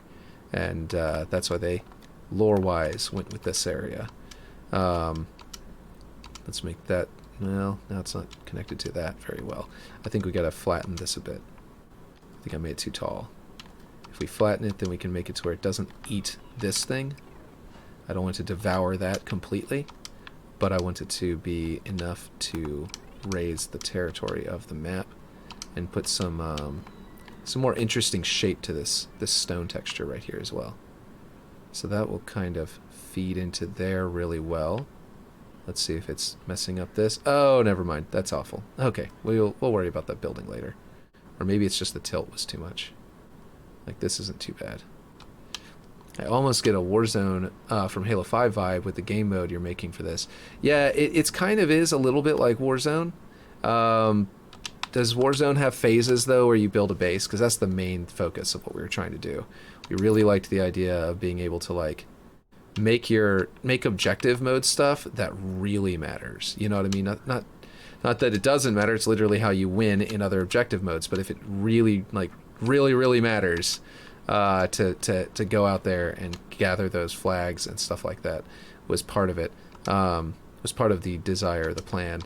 Actually, I need to bring this a little bit up so that eats into the ground, but not too much so it looks like it's resting on rock or something. There we go. Like something that the tires will be just fine with that, but it looks like it's actually being, like, it's sunk into the sand and is resting on something more solid underneath there. So that looks like a good spot. This looks bad. So maybe a little bit more like that. And then, well, is that not? No, it still works over here. Okay, we just need to raise it up a little bit and then bring it back down to get it back to that spot. Okay, here we go. I think it needs to come up a little bit more. Okay. just to smooth all this out. And this bumpy terrain can actually be scaled up to envelop all of that as well, which would be pretty darn cool. Okay. There we go. All right. It is, but it is a lot. It's like, it's how I think. I didn't play Halo 5, so I don't know how Warzone plays. That's why I'm asking, by the way. I skipped Halo 5. I skipped the entire Xbox One because Halo 5 was not going to have split-screen campaign. And because of the trailers, they just bothered me. Why is this still in the ground? I replaced it. Is it because it's part of the prefab? Can this vehicle not be part of the prefab with it?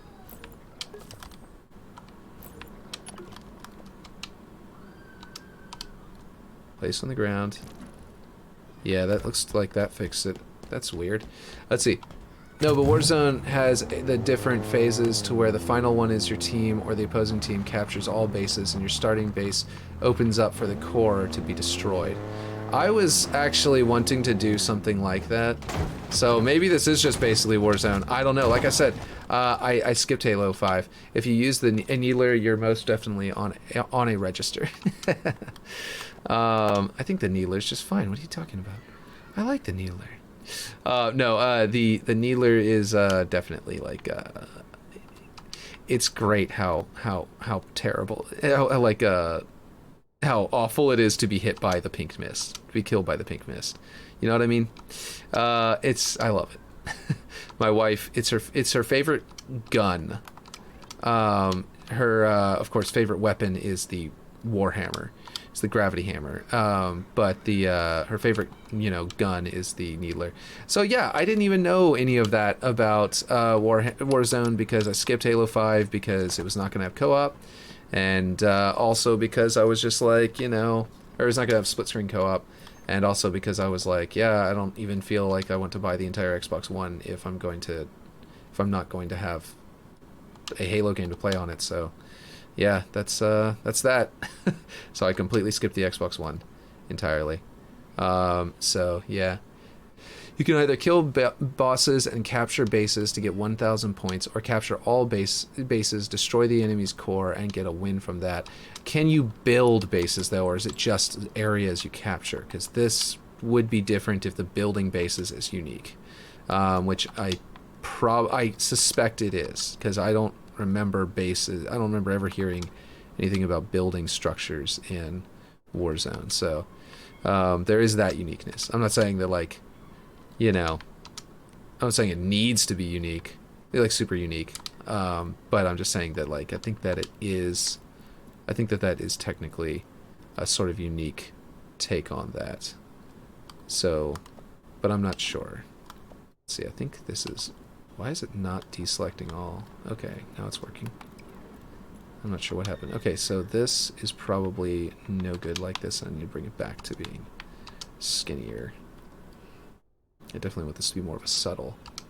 Not building bases, but you do have AI on the bases that become your allies if you capture them. That is really cool. We might be able to incorporate something like that whenever they add in AI, make it a little bit like Warzone. But right now, this is a sort of. We were actually, I think both me and Clan were thinking of this being almost like an RTS thing going on, because you're gathering resources like an RTS, and then it even works like 58, nice, which could be something you do with this when they add AI. Yeah, I could definitely do something like that. If they added ODST drop pods and it allowed you to spawn as a location for spawning AI, not only would that be amazing, but I would 100% use that in this, and I'd be like, yeah, okay. I don't know what's going on with this weird texture thing going on there. I think that's supposed to be rock, but that would be really cool if that's whenever your AI comes in, it's just like boom, boom, boom, and yeah, we could make some sand crater looking places, and be like, yeah, no, they've run this drill a dozen times, so the location that the ODSTs drop is sort of etched into the territory at this point, and so you'll even see that at the beginning of the map. Yeah, they're learning, they're training to use better fobs and to better utilize their Spartans against the banished and blah blah blah, something like that. Let's see. Um,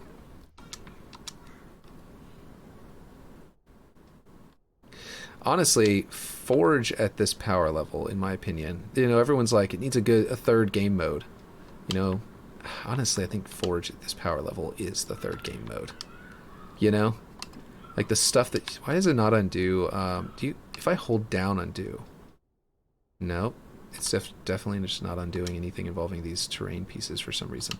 Like people are saying that that Halo Infinite needs a good third game mode, and with Forge as powerful as it kind of is a third game mode. Not only is it a lot more fun to use because you're, you know, a lot less limited, but also it's you know, it's a little bit you're able to do a lot of stuff with it that that creates game modes like Warzone, like you're saying. Apparently this is going to be a lot like Warzone. Well, didn't even know that. Just building along similar lines. We're going to see how different it comes out though with Clint and me at the helm designing it. But yeah. Once these new ODST coatings come in, I'm buying those ASAP. Yeah?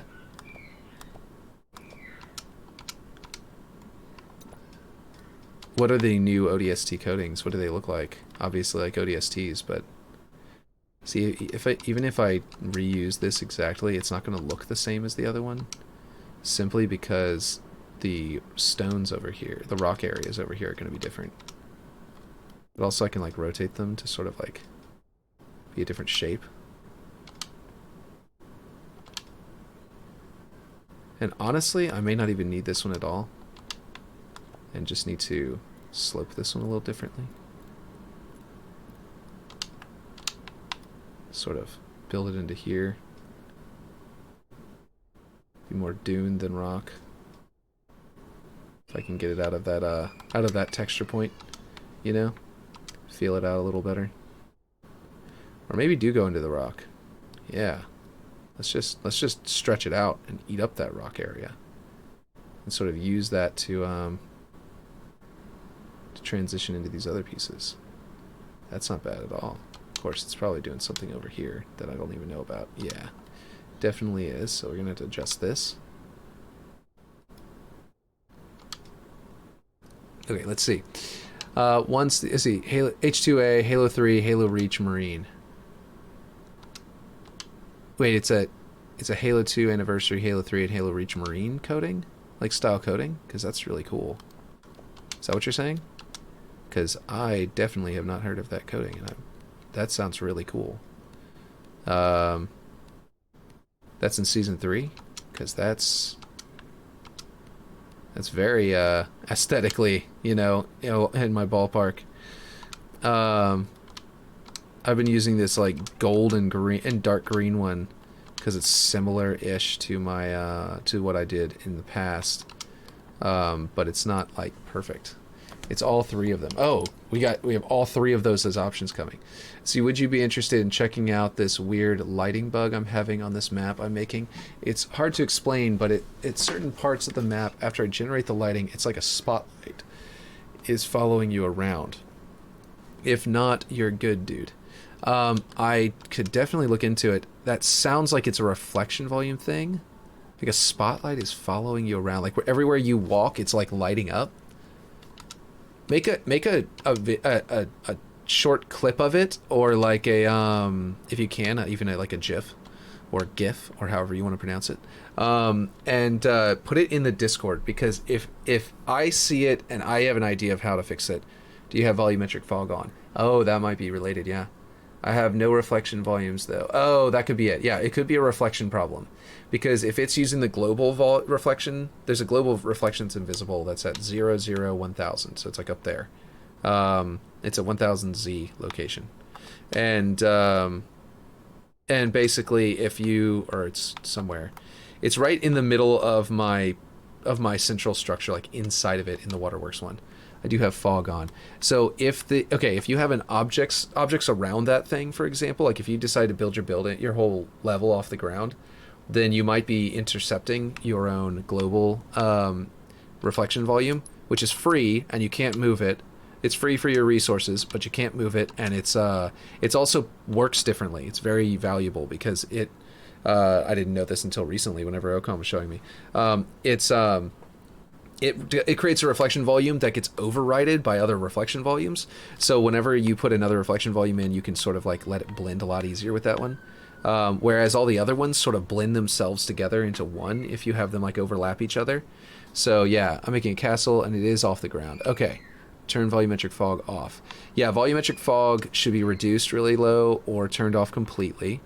And once it is off or turned down really low, also look into your location. Just put a sphere. This is how Occam always does it, and I agree with him. This is the fastest, easiest way to do it.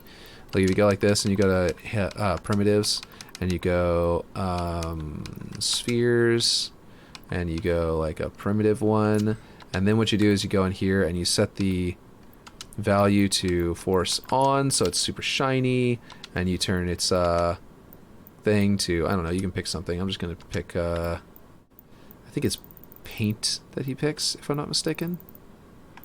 Let's see, I'll just find the paint one. So apparently I was dumb. This is in alphabetical order. It's just that it's got two different sections of alphabetical order. I don't remember which one he uses, some kind of metal or something. The point is, oh, you know what it is? He sets it sets it to pitch black, I think. Nope, don't know. Anyway, the point is you come in here to the location. You go up to the location section and you say position, and you go X is at 0, and you might need to come back out and go back in like I have to. Y is at 0, come back out, go back in. Z is at 1000, and that is where your global reflection volume is located. But let's see, what are you saying in there? Volumetric fog should be background only, never in map. It is used in the background though, so now I have no clue. This is why it would be easier to show someone Lamau. I have no forge friends. Turn off, then turn it off entirely. Use atmospheric instead. True. So this right here is where mine is located, and if I leave this here, it's going to probably envelop it to the point where it doesn't reflect anything. If I build reflection volumes right now, it'll like make everything pitch black because this is enveloping it or something. That can happen. I'm not sure if that actually happens right now. I think it does. But I'm going to make it really big so I can see it from a distance really easily. And that's where it's going to be. So if I build a structure and envelop that, it's going to block lighting and it's going to do all sorts of weird stuff with the rest of the map. And that might be what's happening to you if you built your castle and it happens to be enveloping it. If you do, there are ways around that. Or just placing your own will override it, so it won't matter. Yeah, I definitely picked the wrong texture. But yeah, so go ahead and look in your map for that kind of stuff, see if it's actually affecting you in that way. And also what Aaron is talking about the fog is extremely important as well.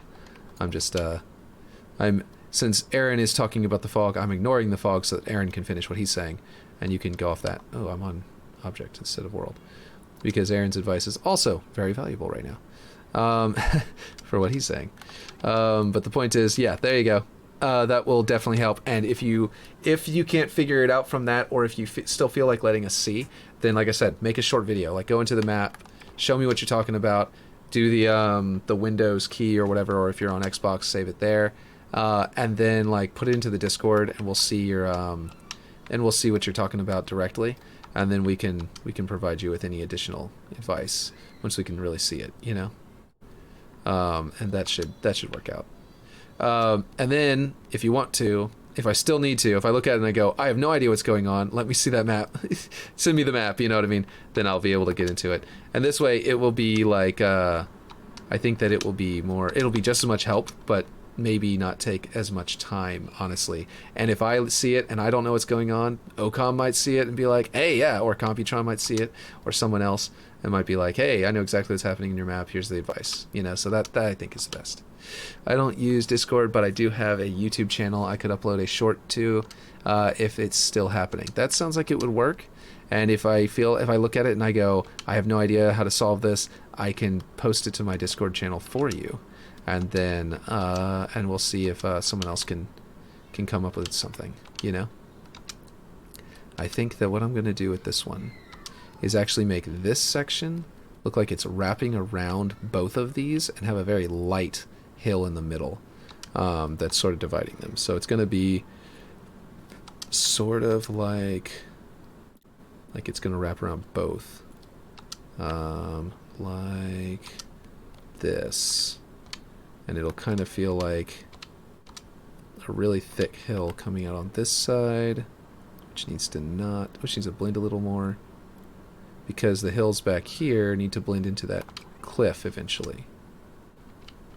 So that looks pretty good. Does it block the door? Nope, the door frame is completely exposed. Or most of the door frame is exposed, and most of it there is exposed. And I still get that little extra box I added at the bottom is still there, because it's a double frame. That's one piece, and then this down here is another piece completely. I actually might need to adjust it, because I had it under the ground, so I couldn't see how good it looked, and it kind of doesn't look perfect. So I might adjust that one a little bit. Maybe make it wider so it's the same width as the other frame, and then also adjust it in some other way, but we'll see. The point is that we're getting some slopes here that are looking good. And then, like I was saying, I want to get this one here. Nope, not that one. Wait, yes, that one. And bring it up and turn it into... Is it like a... You know, it'd be kind of interesting. I don't think they have it. But as far as terrain is concerned, I don't think they have this, so I'll see. But if you go to terrain, what if they had like a pinch point? You know, the top of a heart, where it kind of comes in? That, except like the negative space of that. Not the heart, but the area around the heart. So like, essentially, one piece that was kind of like... Oh, this isn't going to work because I don't have a mirror of this. I don't know if you guys noticed, but they have a lot of objects that are one side of it. And I am thinking that they are secretly and not mentioning that they are working on a tool for mirroring objects. Or in the future, after they've got all these objects working and they know it's working and the beta was out, they're planning on copying them over and like basically almost doubling the number, or maybe increasing the number of objects by like a third, because some of the objects are already mirrored in the same on both sides, like this, right? You can just turn this around and it's exactly the same. But then like this piece right here, that one there, is actually different on both sides. It's got a thick side and a thin, and like this thin, like striped side. And the point is that you've got a lot of objects that are like should be able to be mirrored. This piece can't be mirrored, even though I used it like it can. Like you've got this slope. There's like a slope on it. If you come over here, it's on the exact same side. Realistically, I would wish that I could mirror it so that they were, you know, proper distances from the road, as you can see, but most people are not going to notice that, and I'm going to completely ignore it there. They're detailed enough that the details are going to draw your attention away from the fact that they're positioned slightly wrong. And if they add a mirror tool at some point, I will mirror it, or if they add a mirrored object at some point, I'll put it in there. Boogeyman in bots. Are you playing the bot playlist to level up? Is that what you're saying? Anyway, the point is that, like, yeah, if I had another one, that's not what I meant to do. I meant to duplicate it. And what I meant by the heart shape thing is that if they had a single terrain that kind of looks like this, would be interesting, because you could use it like a double slope, but that meet in the middle in a really, you know, satisfactory way, because making one is a lot more difficult than it would be to, you know, have one already made in the options.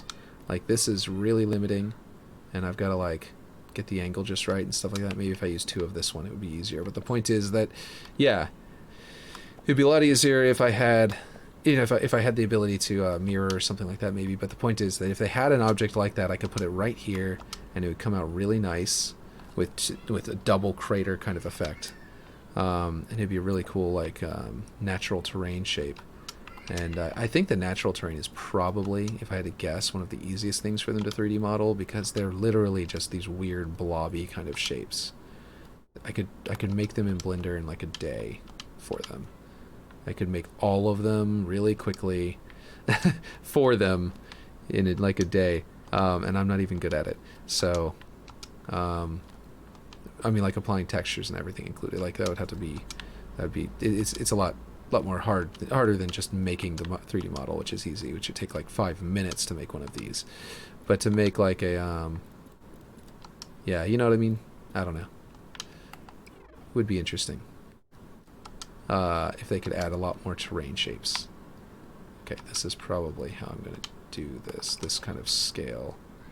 Because it's got to protrude enough and then also be a good scale. Oh, no, that's kind of coming out over here. Well, I was going to raise this up, so maybe this will end up being a good shape for later. We really do need this terrain. It's actually kind of funny. This is the opposite of how I did Waterworks' construction. Was, if you recall, I was like, yeah, I'm going to put the terrain off till the end because the terrain needs to be perfectly built around the structures because the structures have to be exactly right. So I did that, and then now at this one, it's like the exact opposite. I'm having to like, I really need to build a terrain around the structures so that they don't look wrong, you know? Let's see, does that look any good? That doesn't look bad, but I think I need some scatter terrain in here to really clean this up. I need this one to be more over here. And probably meet this one somewhere on its side a little bit to make that not be too bulgy like that right there. It's not good. Let's see. Yeah, no point playing normal multiplayer. I mean, it's more fun. Bots are actually pretty fun, though. They really are. So, I don't know if it is more fun, but it's definitely, you know. I think there's a point.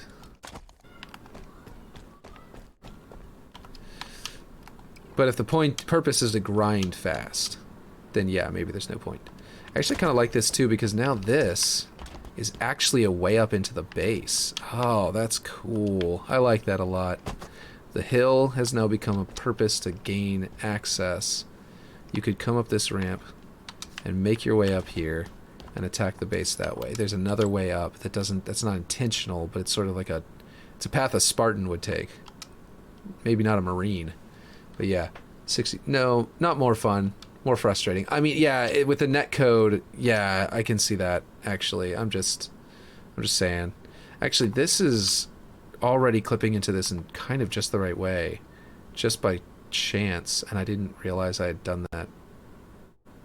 That I basically already figured that part out and didn't, just by accident. So that's good. Okay. Well, we are going to want, I think I want another one of these. Where is it? There it is. I want another one of these, and I want to put it over here. Ooh, dynamic objects or something.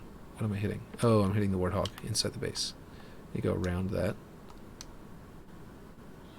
And I think I want this over here to be how I transition into that smoothly. Yeah, look at that. There's a little valley there. That looks good. We're getting there anyway. Kind of shows there's stone right exposed there, so these are probably embedded in the rock. Who knows? And it gives us some texture to this area. Some nice, much needed texture to this area, and blends it into the ground very nicely. And then I can work with that for how to build the other structures around here. I feel like this crater does not look any good. It's too... This one needs to be the one that's perfect. Like, the other craters are okay. They're much more subdued, and they're in the back of the map, so they don't need to be as flawless looking.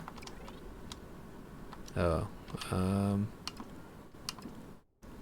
I think I need this to be a little bit different, because that doesn't look any good there. If I could raise it up and tilt it so that I have all of the same kind of design as I had it before with the rock. Oh, excellent. Turned that off apparently. There we go. That looks good with here. Looks pretty good over here. Needs a little bit of work.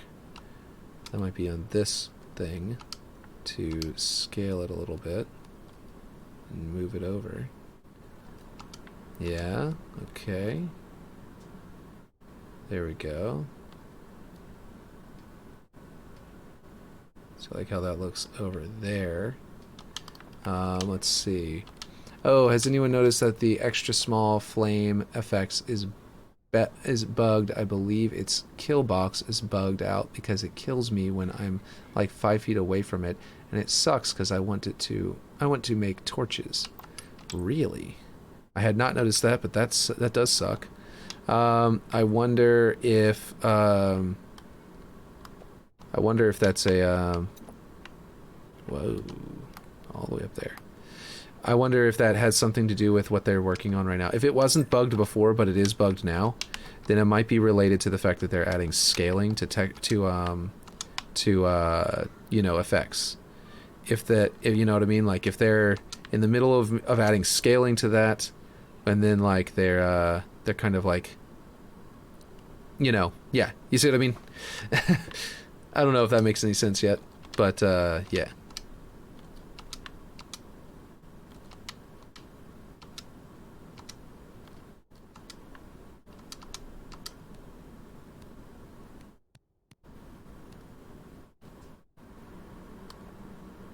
Let's see.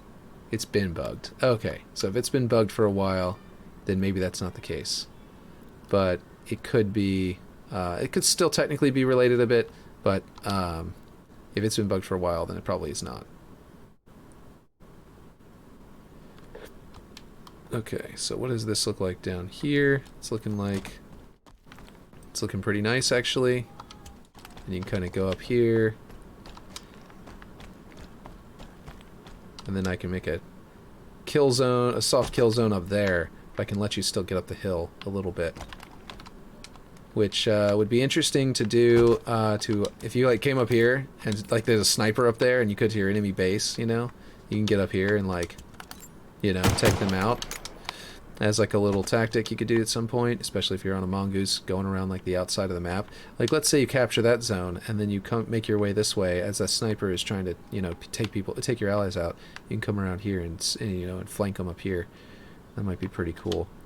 But yeah, that definitely looks nice. And it looks especially nice like with that rock because the way that sand looks like it fell down that way. Yeah, I don't know.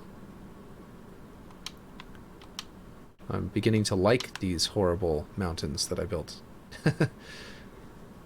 They were pretty bad looking, but now they're looking pretty nice whenever you combine them with the stuff down here, because they're not so sheer and weird. And it creates a sort of area over here for you to have encounters with. I like the idea of being able to get up onto this building a natural way back here as well, so I'm going to have to focus on figuring that out to make that a real thing later.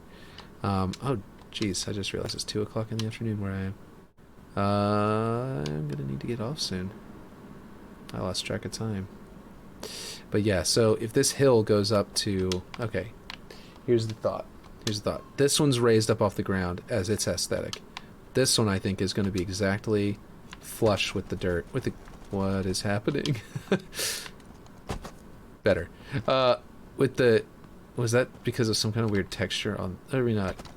Oh, what the heck?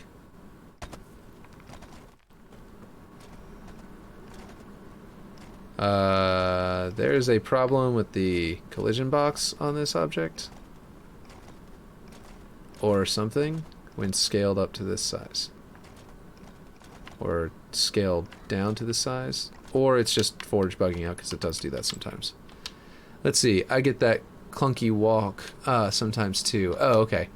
Yeah, I do that sometimes. It falls all the way into the ground. It's the scaled rough terrains.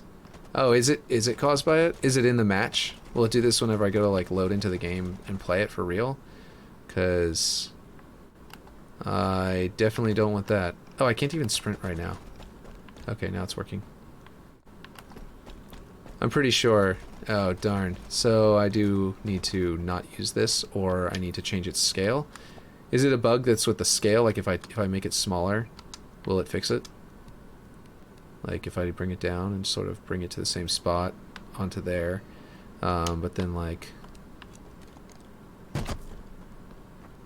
Yes, it appears to have fixed it. So there are specific scales you cannot use this rough terrain on, or else it causes problems. So if I scale it smaller horizontally, or maybe taller vertically, or shorter vertically, or something like that, then it should fix it. Okay. It happens to me when I use little ones, to blend hills to flat terrain. Okay. Gotcha. Yeah, I really like it as a blending tool. I like it a lot.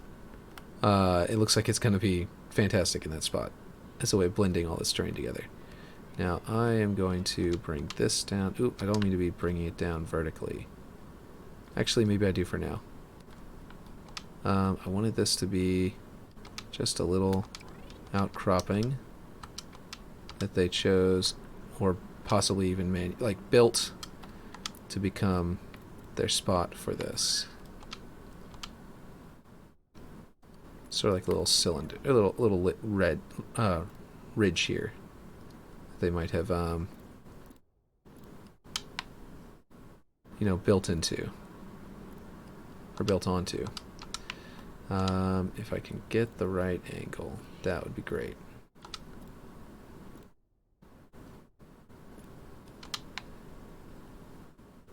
Let's go a little bit higher, but then tilt it a bit.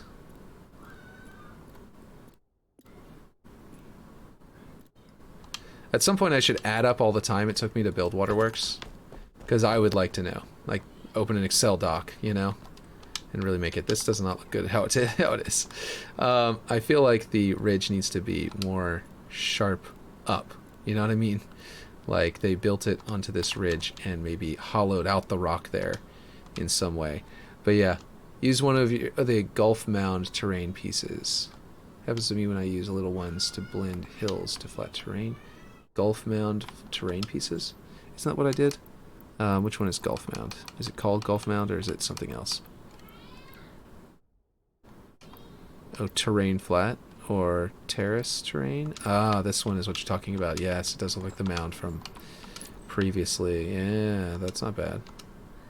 Yeah, I could do that. I was kind of trying to hope that it would imply it's made of stone, though. But you're right, actually, I could still do that sort of stone lip in that regard. Yes. Yes, you said yes.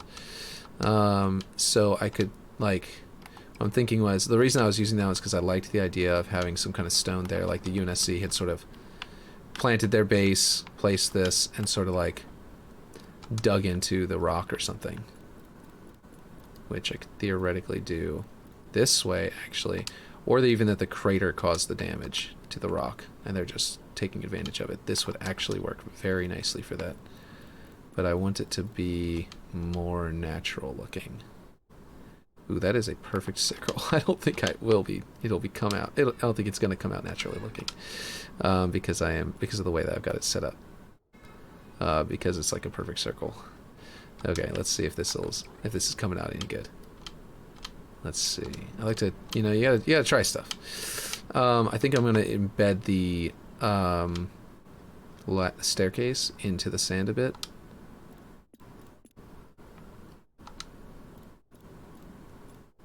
Like that. And see how that looks down below. Not bad, technically. I don't know, not perfect either. Maybe I don't,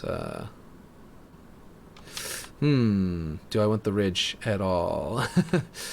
Okay, if I use this one, let's see if I can go back to this one. And what I'm going to do is I'm actually going to put the slope on that side. I like the idea of this thing to make it more natural. Nah, ditch it. Yeah, if I, how about the ridge is on this side, right? And then I've got slope on the other side, like that. Like a natural sort of looking slope on the other side. And it sort of gives me a bit of room to play with and make some interesting like bumps and hills, and maybe incorporate a little more into that hill, or rotating where the slope is, and then extending it. So it kind of goes into there. Ooh, that looks nice. On this side. And then put the ridge on this side so it kind of blends into that rock, that sort of like vein of rock there. That That looks much better than what I was doing with it the first time I was trying it. And I definitely like it. The one question is, do I need to go... Nope, not that direction. Come on. I'd be able to tweak, thank you. But I want to go maybe a little bit more flat that way so that it can have more ridge over here. You can go up farther, and it seems a little more flat with the staircase. Yeah. Although this transition into that rock is no good, and I want to kind of bring it a little closer. Ooh, that looks nice. The rock is coming up onto the top a little bit. Like there's like a... Yeah, now it looks like the sand, like the rock has got layers, and there's sand gathering on those layers. It makes it really nice. This part is a little iffy. So maybe bring it this way to keep those little ridged areas, but change how it transitions on that side. That looks a little better. And then it's just about this smoothness here, and the lighting may fix that a little bit whenever I bake that. But yeah, what are you saying? Nice. Yeah, I'm liking this. This would definitely have helped if I'd done it this way, and wanted to make it more of a mound. But yeah, I liked that suggestion. I think this is more of what I was trying to go for. It also puts a little path here, going underneath the stairs, which is cool. And then you got to jump up here to go up here, which also kind of makes it to where assaulting the stairs from this direction isn't necessarily as good as maybe, you know, clambering straight up onto the ledge. And I don't think I'm going to put railing on this platform. I'm probably just going to leave this platform open. Maybe if I do, I'll put it in the middle on each side, but not on the corners. Also, that's one of the things I was talking about. Like, they've got all these options that are really cool, that I love, like the rails. Let's go to that real quick, so I can just harp on this for a second. Okay, you've got these railings. Awesome, awesome, awesome, awesome, awesome, and awesome, and awesome, and cool, and then you keep going, and it's really cool, and then, man, I want to use this one. I want a 45-degree turn in my railings. That's really built into it. That's fantastic. Cool. And then I'm going to want to make it do the same thing over here. I want another 45-degree railing. Oh, wait. They don't have one. So, yeah, they don't have the other side of this. This is basically all you got. So this is all what's telling me that they are probably, like, this is the inner and outer turns so that they can be used, like, you know, more like this, like across from one another and work out really well, you know? So, but the point is that basically, yeah. So that what I'm trying to say is, I think that like all of this kind of thing tells me that they clearly have a tool. There's no way that the Forge team that made all of this stuff that makes so much sense, didn't think to put, you know, they made scaling and they made all this stuff, but yet they didn't put another version of each of these for a left and a right turn, right? Why? Why wouldn't they? And the only explanation I can think of is that either they are currently working on a mirror tool that allows you to place this railing and then say, yeah, I want to, maybe even like, maybe even in the object properties and have a little object property, you know, setting that you just flip and it goes L, R, you know, left and right. And they're either working on something like that, or it's just a blanket tool, like something you hold down this button and there's a button there that mirrors it. You know what I mean? Either they're working on something like that, or they're working on, or because it's in beta, they just haven't mirrored those objects yet, and eventually they're going to drastically increase the number of objects by adding mirrored versions. Either of those is very possible, but I have no idea. I guess I could just delete this and put another one later if I wanted it. Sometimes one of those, like these objects, I just like to hold on to them in case I forget that they exist. Or they like to watch us struggle. Yeah, or they like to watch us struggle. Or they like to see that we see these pieces and we go, oh, cool, you went through all this trouble to make this piece. Well, I'm never going to use it, because, except for like once in a blue moon when it just happens to be the one, I only need it on one side and I don't need a mirror, so just coincidentally I can use it. But most of the time I'm going to have to do stuff like this, which I'm going to probably put something in the middle there to make it look like they're coming out of a little post. A joint option would be also very helpful. Just like something that looks like, you know, like these, you know, pieces here that fits into the middle of two, at like any angle or something like that, or maybe have a couple of them for different joints, that would also work, and then they wouldn't have to mirror anything. But if they're planning on making a mirror tool, I would imagine that that's all that they're planning on doing, is releasing that, or something to that effect.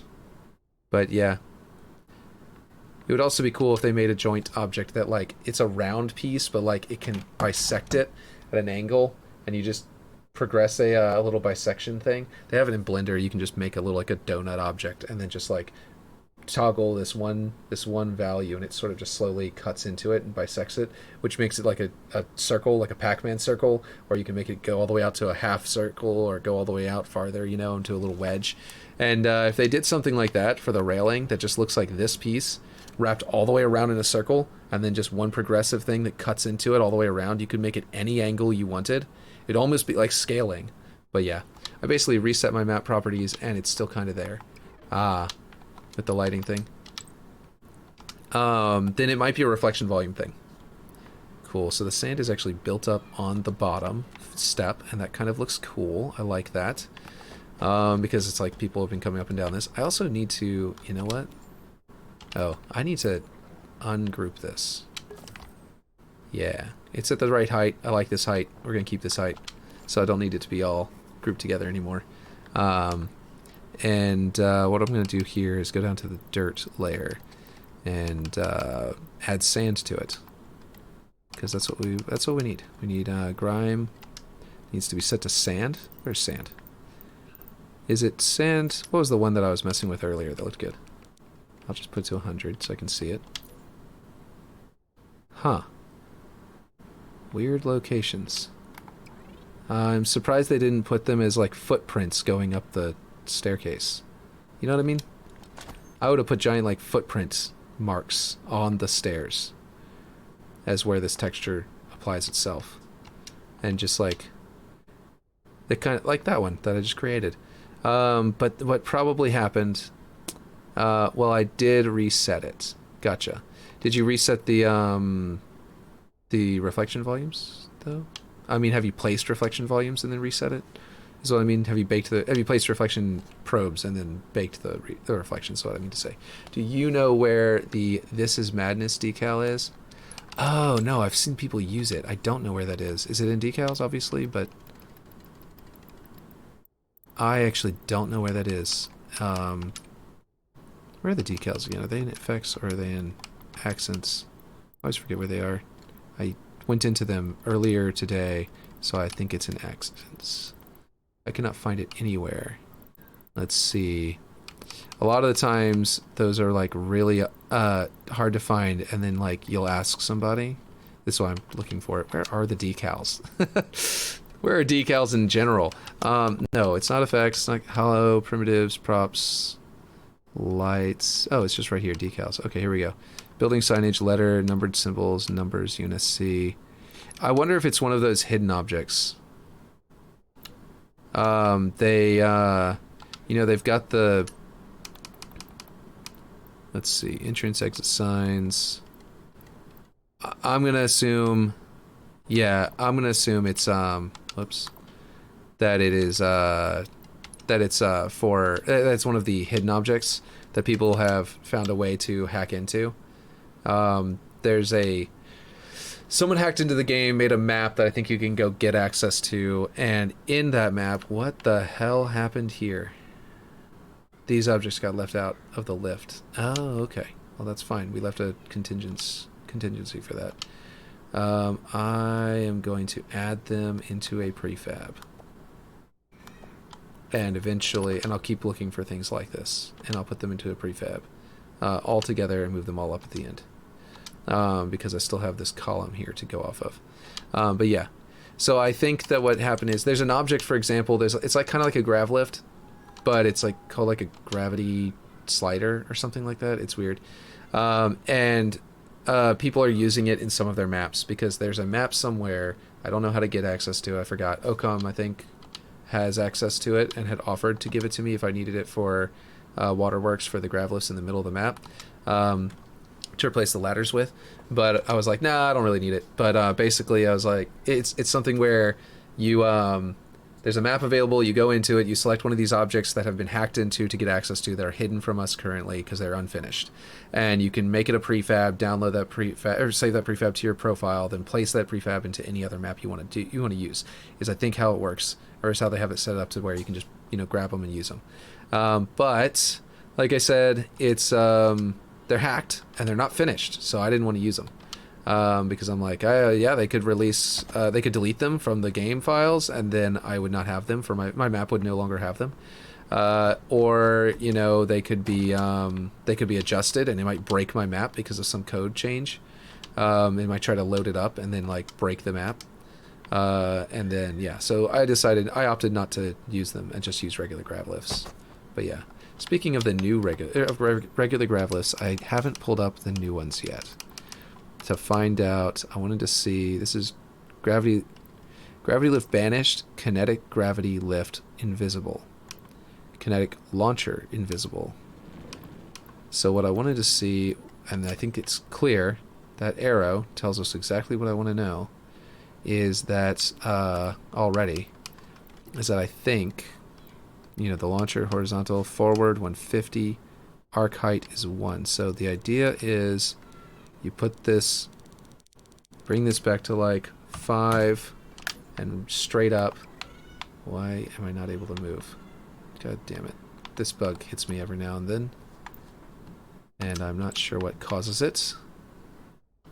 But I think that does not fix it. I can go up and down, but my joystick is doing nothing. Does anyone know how to fix that? So I think that probably that decal is one of those. Is what I'm trying to say. Is one of those objects that people hacked into. Yeah, I can't move forward. I can do it with the mouse and keyboard. Because all it does is lock me out of my joystick controls. But anyway, the point is that... Okay, cool. So you can change the height.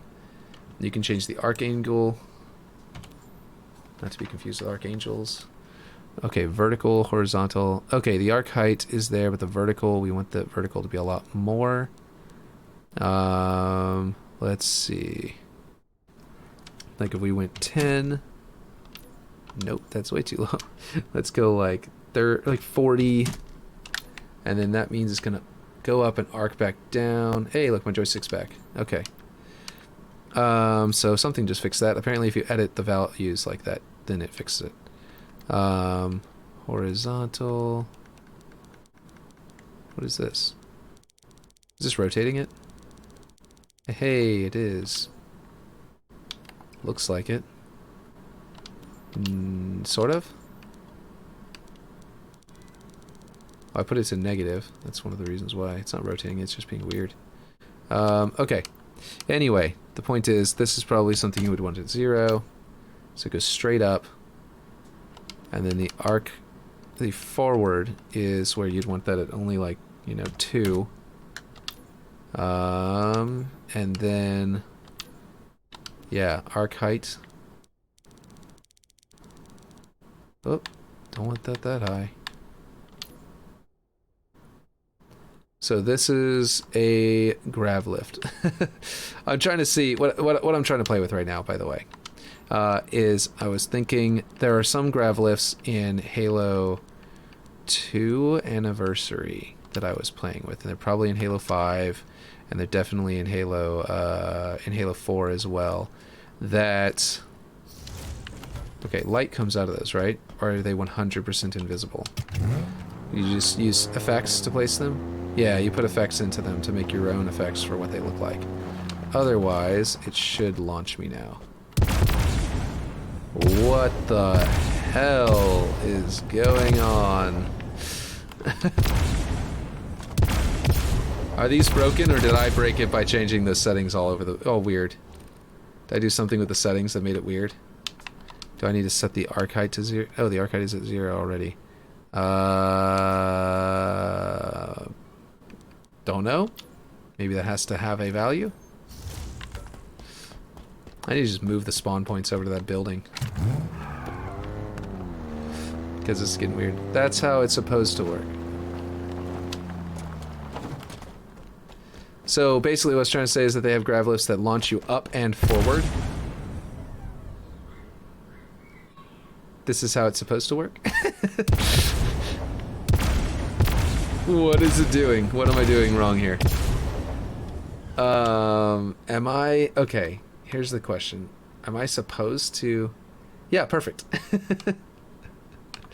Am I supposed to angle this back and then put a forward momentum? Like, is it not supposed to be flat? Am I supposed to go forward much farther? Am I doing something wrong? Who knows? It's certainly straighter arc instead of having that weird...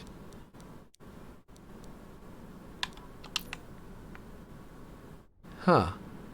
That's interesting. I want to try that. I want to see what this does. I'm going to go for the ghost. It'll be faster. And heck, I can launch myself with the ghost. I wonder if you can... One of the things that I wish gravity... Yeah, this is not right. Something's happening. Wrong. I wonder if I have to uninstall and reinstall to make these work, for example, because I know there are a lot of bugs that are happening right now due to... that people have to reinstall the game to fix. Okay, vertical. Let's go to 0, and then just... What? Why did that not go to 0?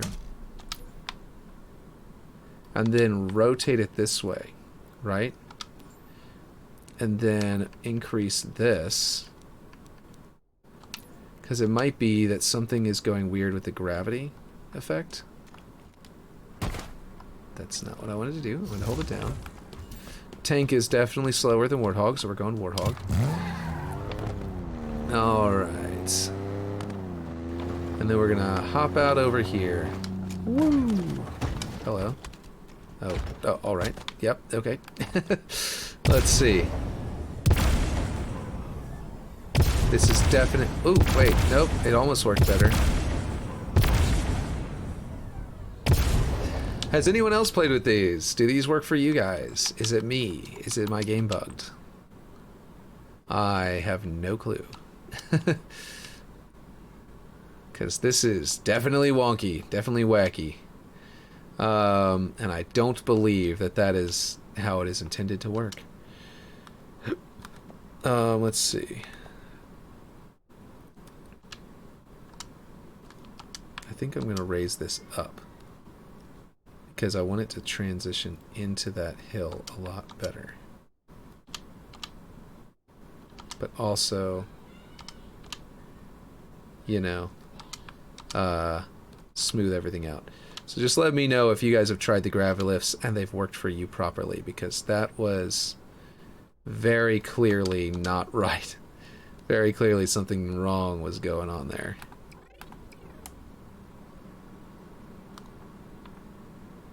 I kind of wanted this to be a gradual slope up to that side anyway, up to this thing anyway, and that's what this slope was all about.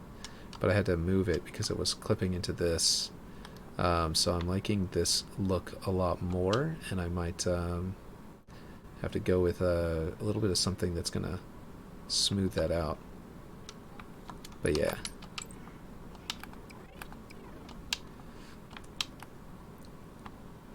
Still feel a little iffy about that, so I think that what I need for that is yet another... Could not build, not enough physical space. There we go. Yet another one, but smaller, over here, clipping into these, into this, somehow on the very edge, to sort of create some, you know, rugged terrain here. It also doesn't get too far into my crater. Maybe I need to scale it up, actually, and just bring it down so that's under the crater, and put the highest points directly under here. Something like that. But this is going to be really hard to position because there's no telling what else it's fiddling with, you know? Because it's so big. It could be coming over here, interacting with that, and being all wonky like it is. So I think I need to bring it up more. And then use it like this, sort of.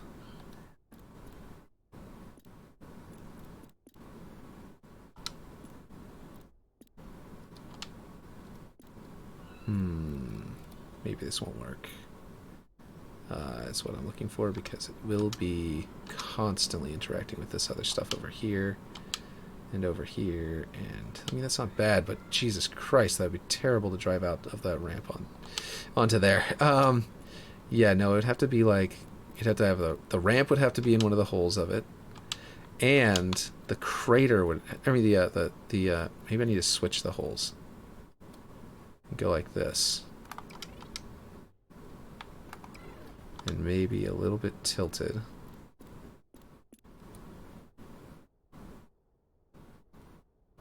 Maybe that's good, because now that's a little weird. Let's see. Make it a little more flat like that to transition a little better. And maybe flatten the whole piece, bring it down to like there, and then flatten the whole piece back down lower. And then I could kind of angle it into that. Give us a little transition on that spot. Thusly, see if that works a little bit better than the one I had before, which I believe it does, to the point where the one I had before can almost be deleted. Like this piece. Yeah, it's practically not even exposed anymore. I really much prefer the way that works and looks. So yeah, that's probably the one we're going to go with. Which leads me to believe that a similar idea on the opposite side would be better. Let's see, if I go down here, nope. If I go up here, that works. And if we go like this, we could theoretically make that jump clamor I was talking about a little bit nicer, while also pulling off some better crater design. I have no idea how this is going to play out with everything else, but it doesn't look bad. What is this piece, and is it the other one I had put in there? Or is it this one? Oh, it is this one. Maybe an intentional giant hill there would be cool. Like that. Sort of marry them together in a way, and then get over there, kind of cool.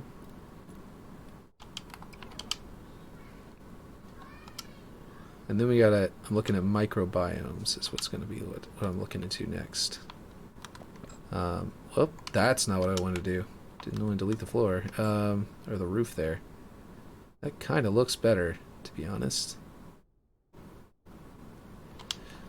By the way, sandbags as like cover will be really cool to use here in various locations. So anyway, I'm going to put this in between them.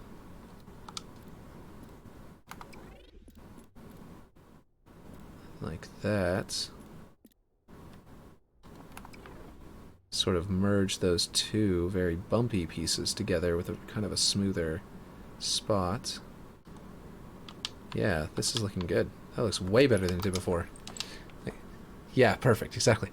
That's how it's supposed to work. Yeah, perfect. Oh, I think that was actually the grav lift you were talking about with the yeah, perfect. But yeah, no, I think this looks much better than it did before. And it kind of creates this little, like, let's see if that little bump is too much. With a little bit of experimentation on that ramp, I think it's just right. Maybe I should do like I did with Waterworks and put teleporter at the spawn point, and then use that teleporter throughout the, put the other end of the teleporter wherever I'm working at the time. That way I don't need to move the spawn points around, but I can always have them in a good spot, in the same spot. But yeah, this is perfect. Alright, going underneath is really cool. Yeah, man, it makes this other stuff look like terrible. Look at that. It's all too smooth over here now. Which, let me make sure there's none of that weird bug. It's not doing it right now, so I think it's fine. Let's see about over here, though. Yeah, it's not going. Let's go. Okay, that's great. And then, but that also means that basically, yeah, it's like if I'm attacking this base. Wow, you can even crouch jump up here now. That's pretty interesting. I don't know if that's a good idea, so I think I might put the railing on this side and then let you clamber up here, but actually put some railing across this side. Which would be pretty cool, to be honest, especially if I put some of this railing and some 90-degree turns on the outside edges. You know what I mean? Yeah, that might be nifty. I just realized, though, gosh, it's 2:41. I usually do not go this long. It's been a really productive one, stream, you know. But I might need to get off because my kids need to do some schoolwork today. And that's, yeah, very important. Now, look at this. You can now assault into this other base. I actually kind of like this. When I raise the building up, I might make these taller so that they actually protrude a little bit higher, which would mean you could jump over them, but you need to maybe clamber over them. But yeah, it'd be kind of cool to have a little lip here you can kind of like crouch down behind for anybody who's like right outside the base, you know what I mean? And kind of get some cover for. It'd be kind of interesting. And I might even put another ramp on this side, actually, like a little slope. Kind of like this staircase over here, but not as extreme.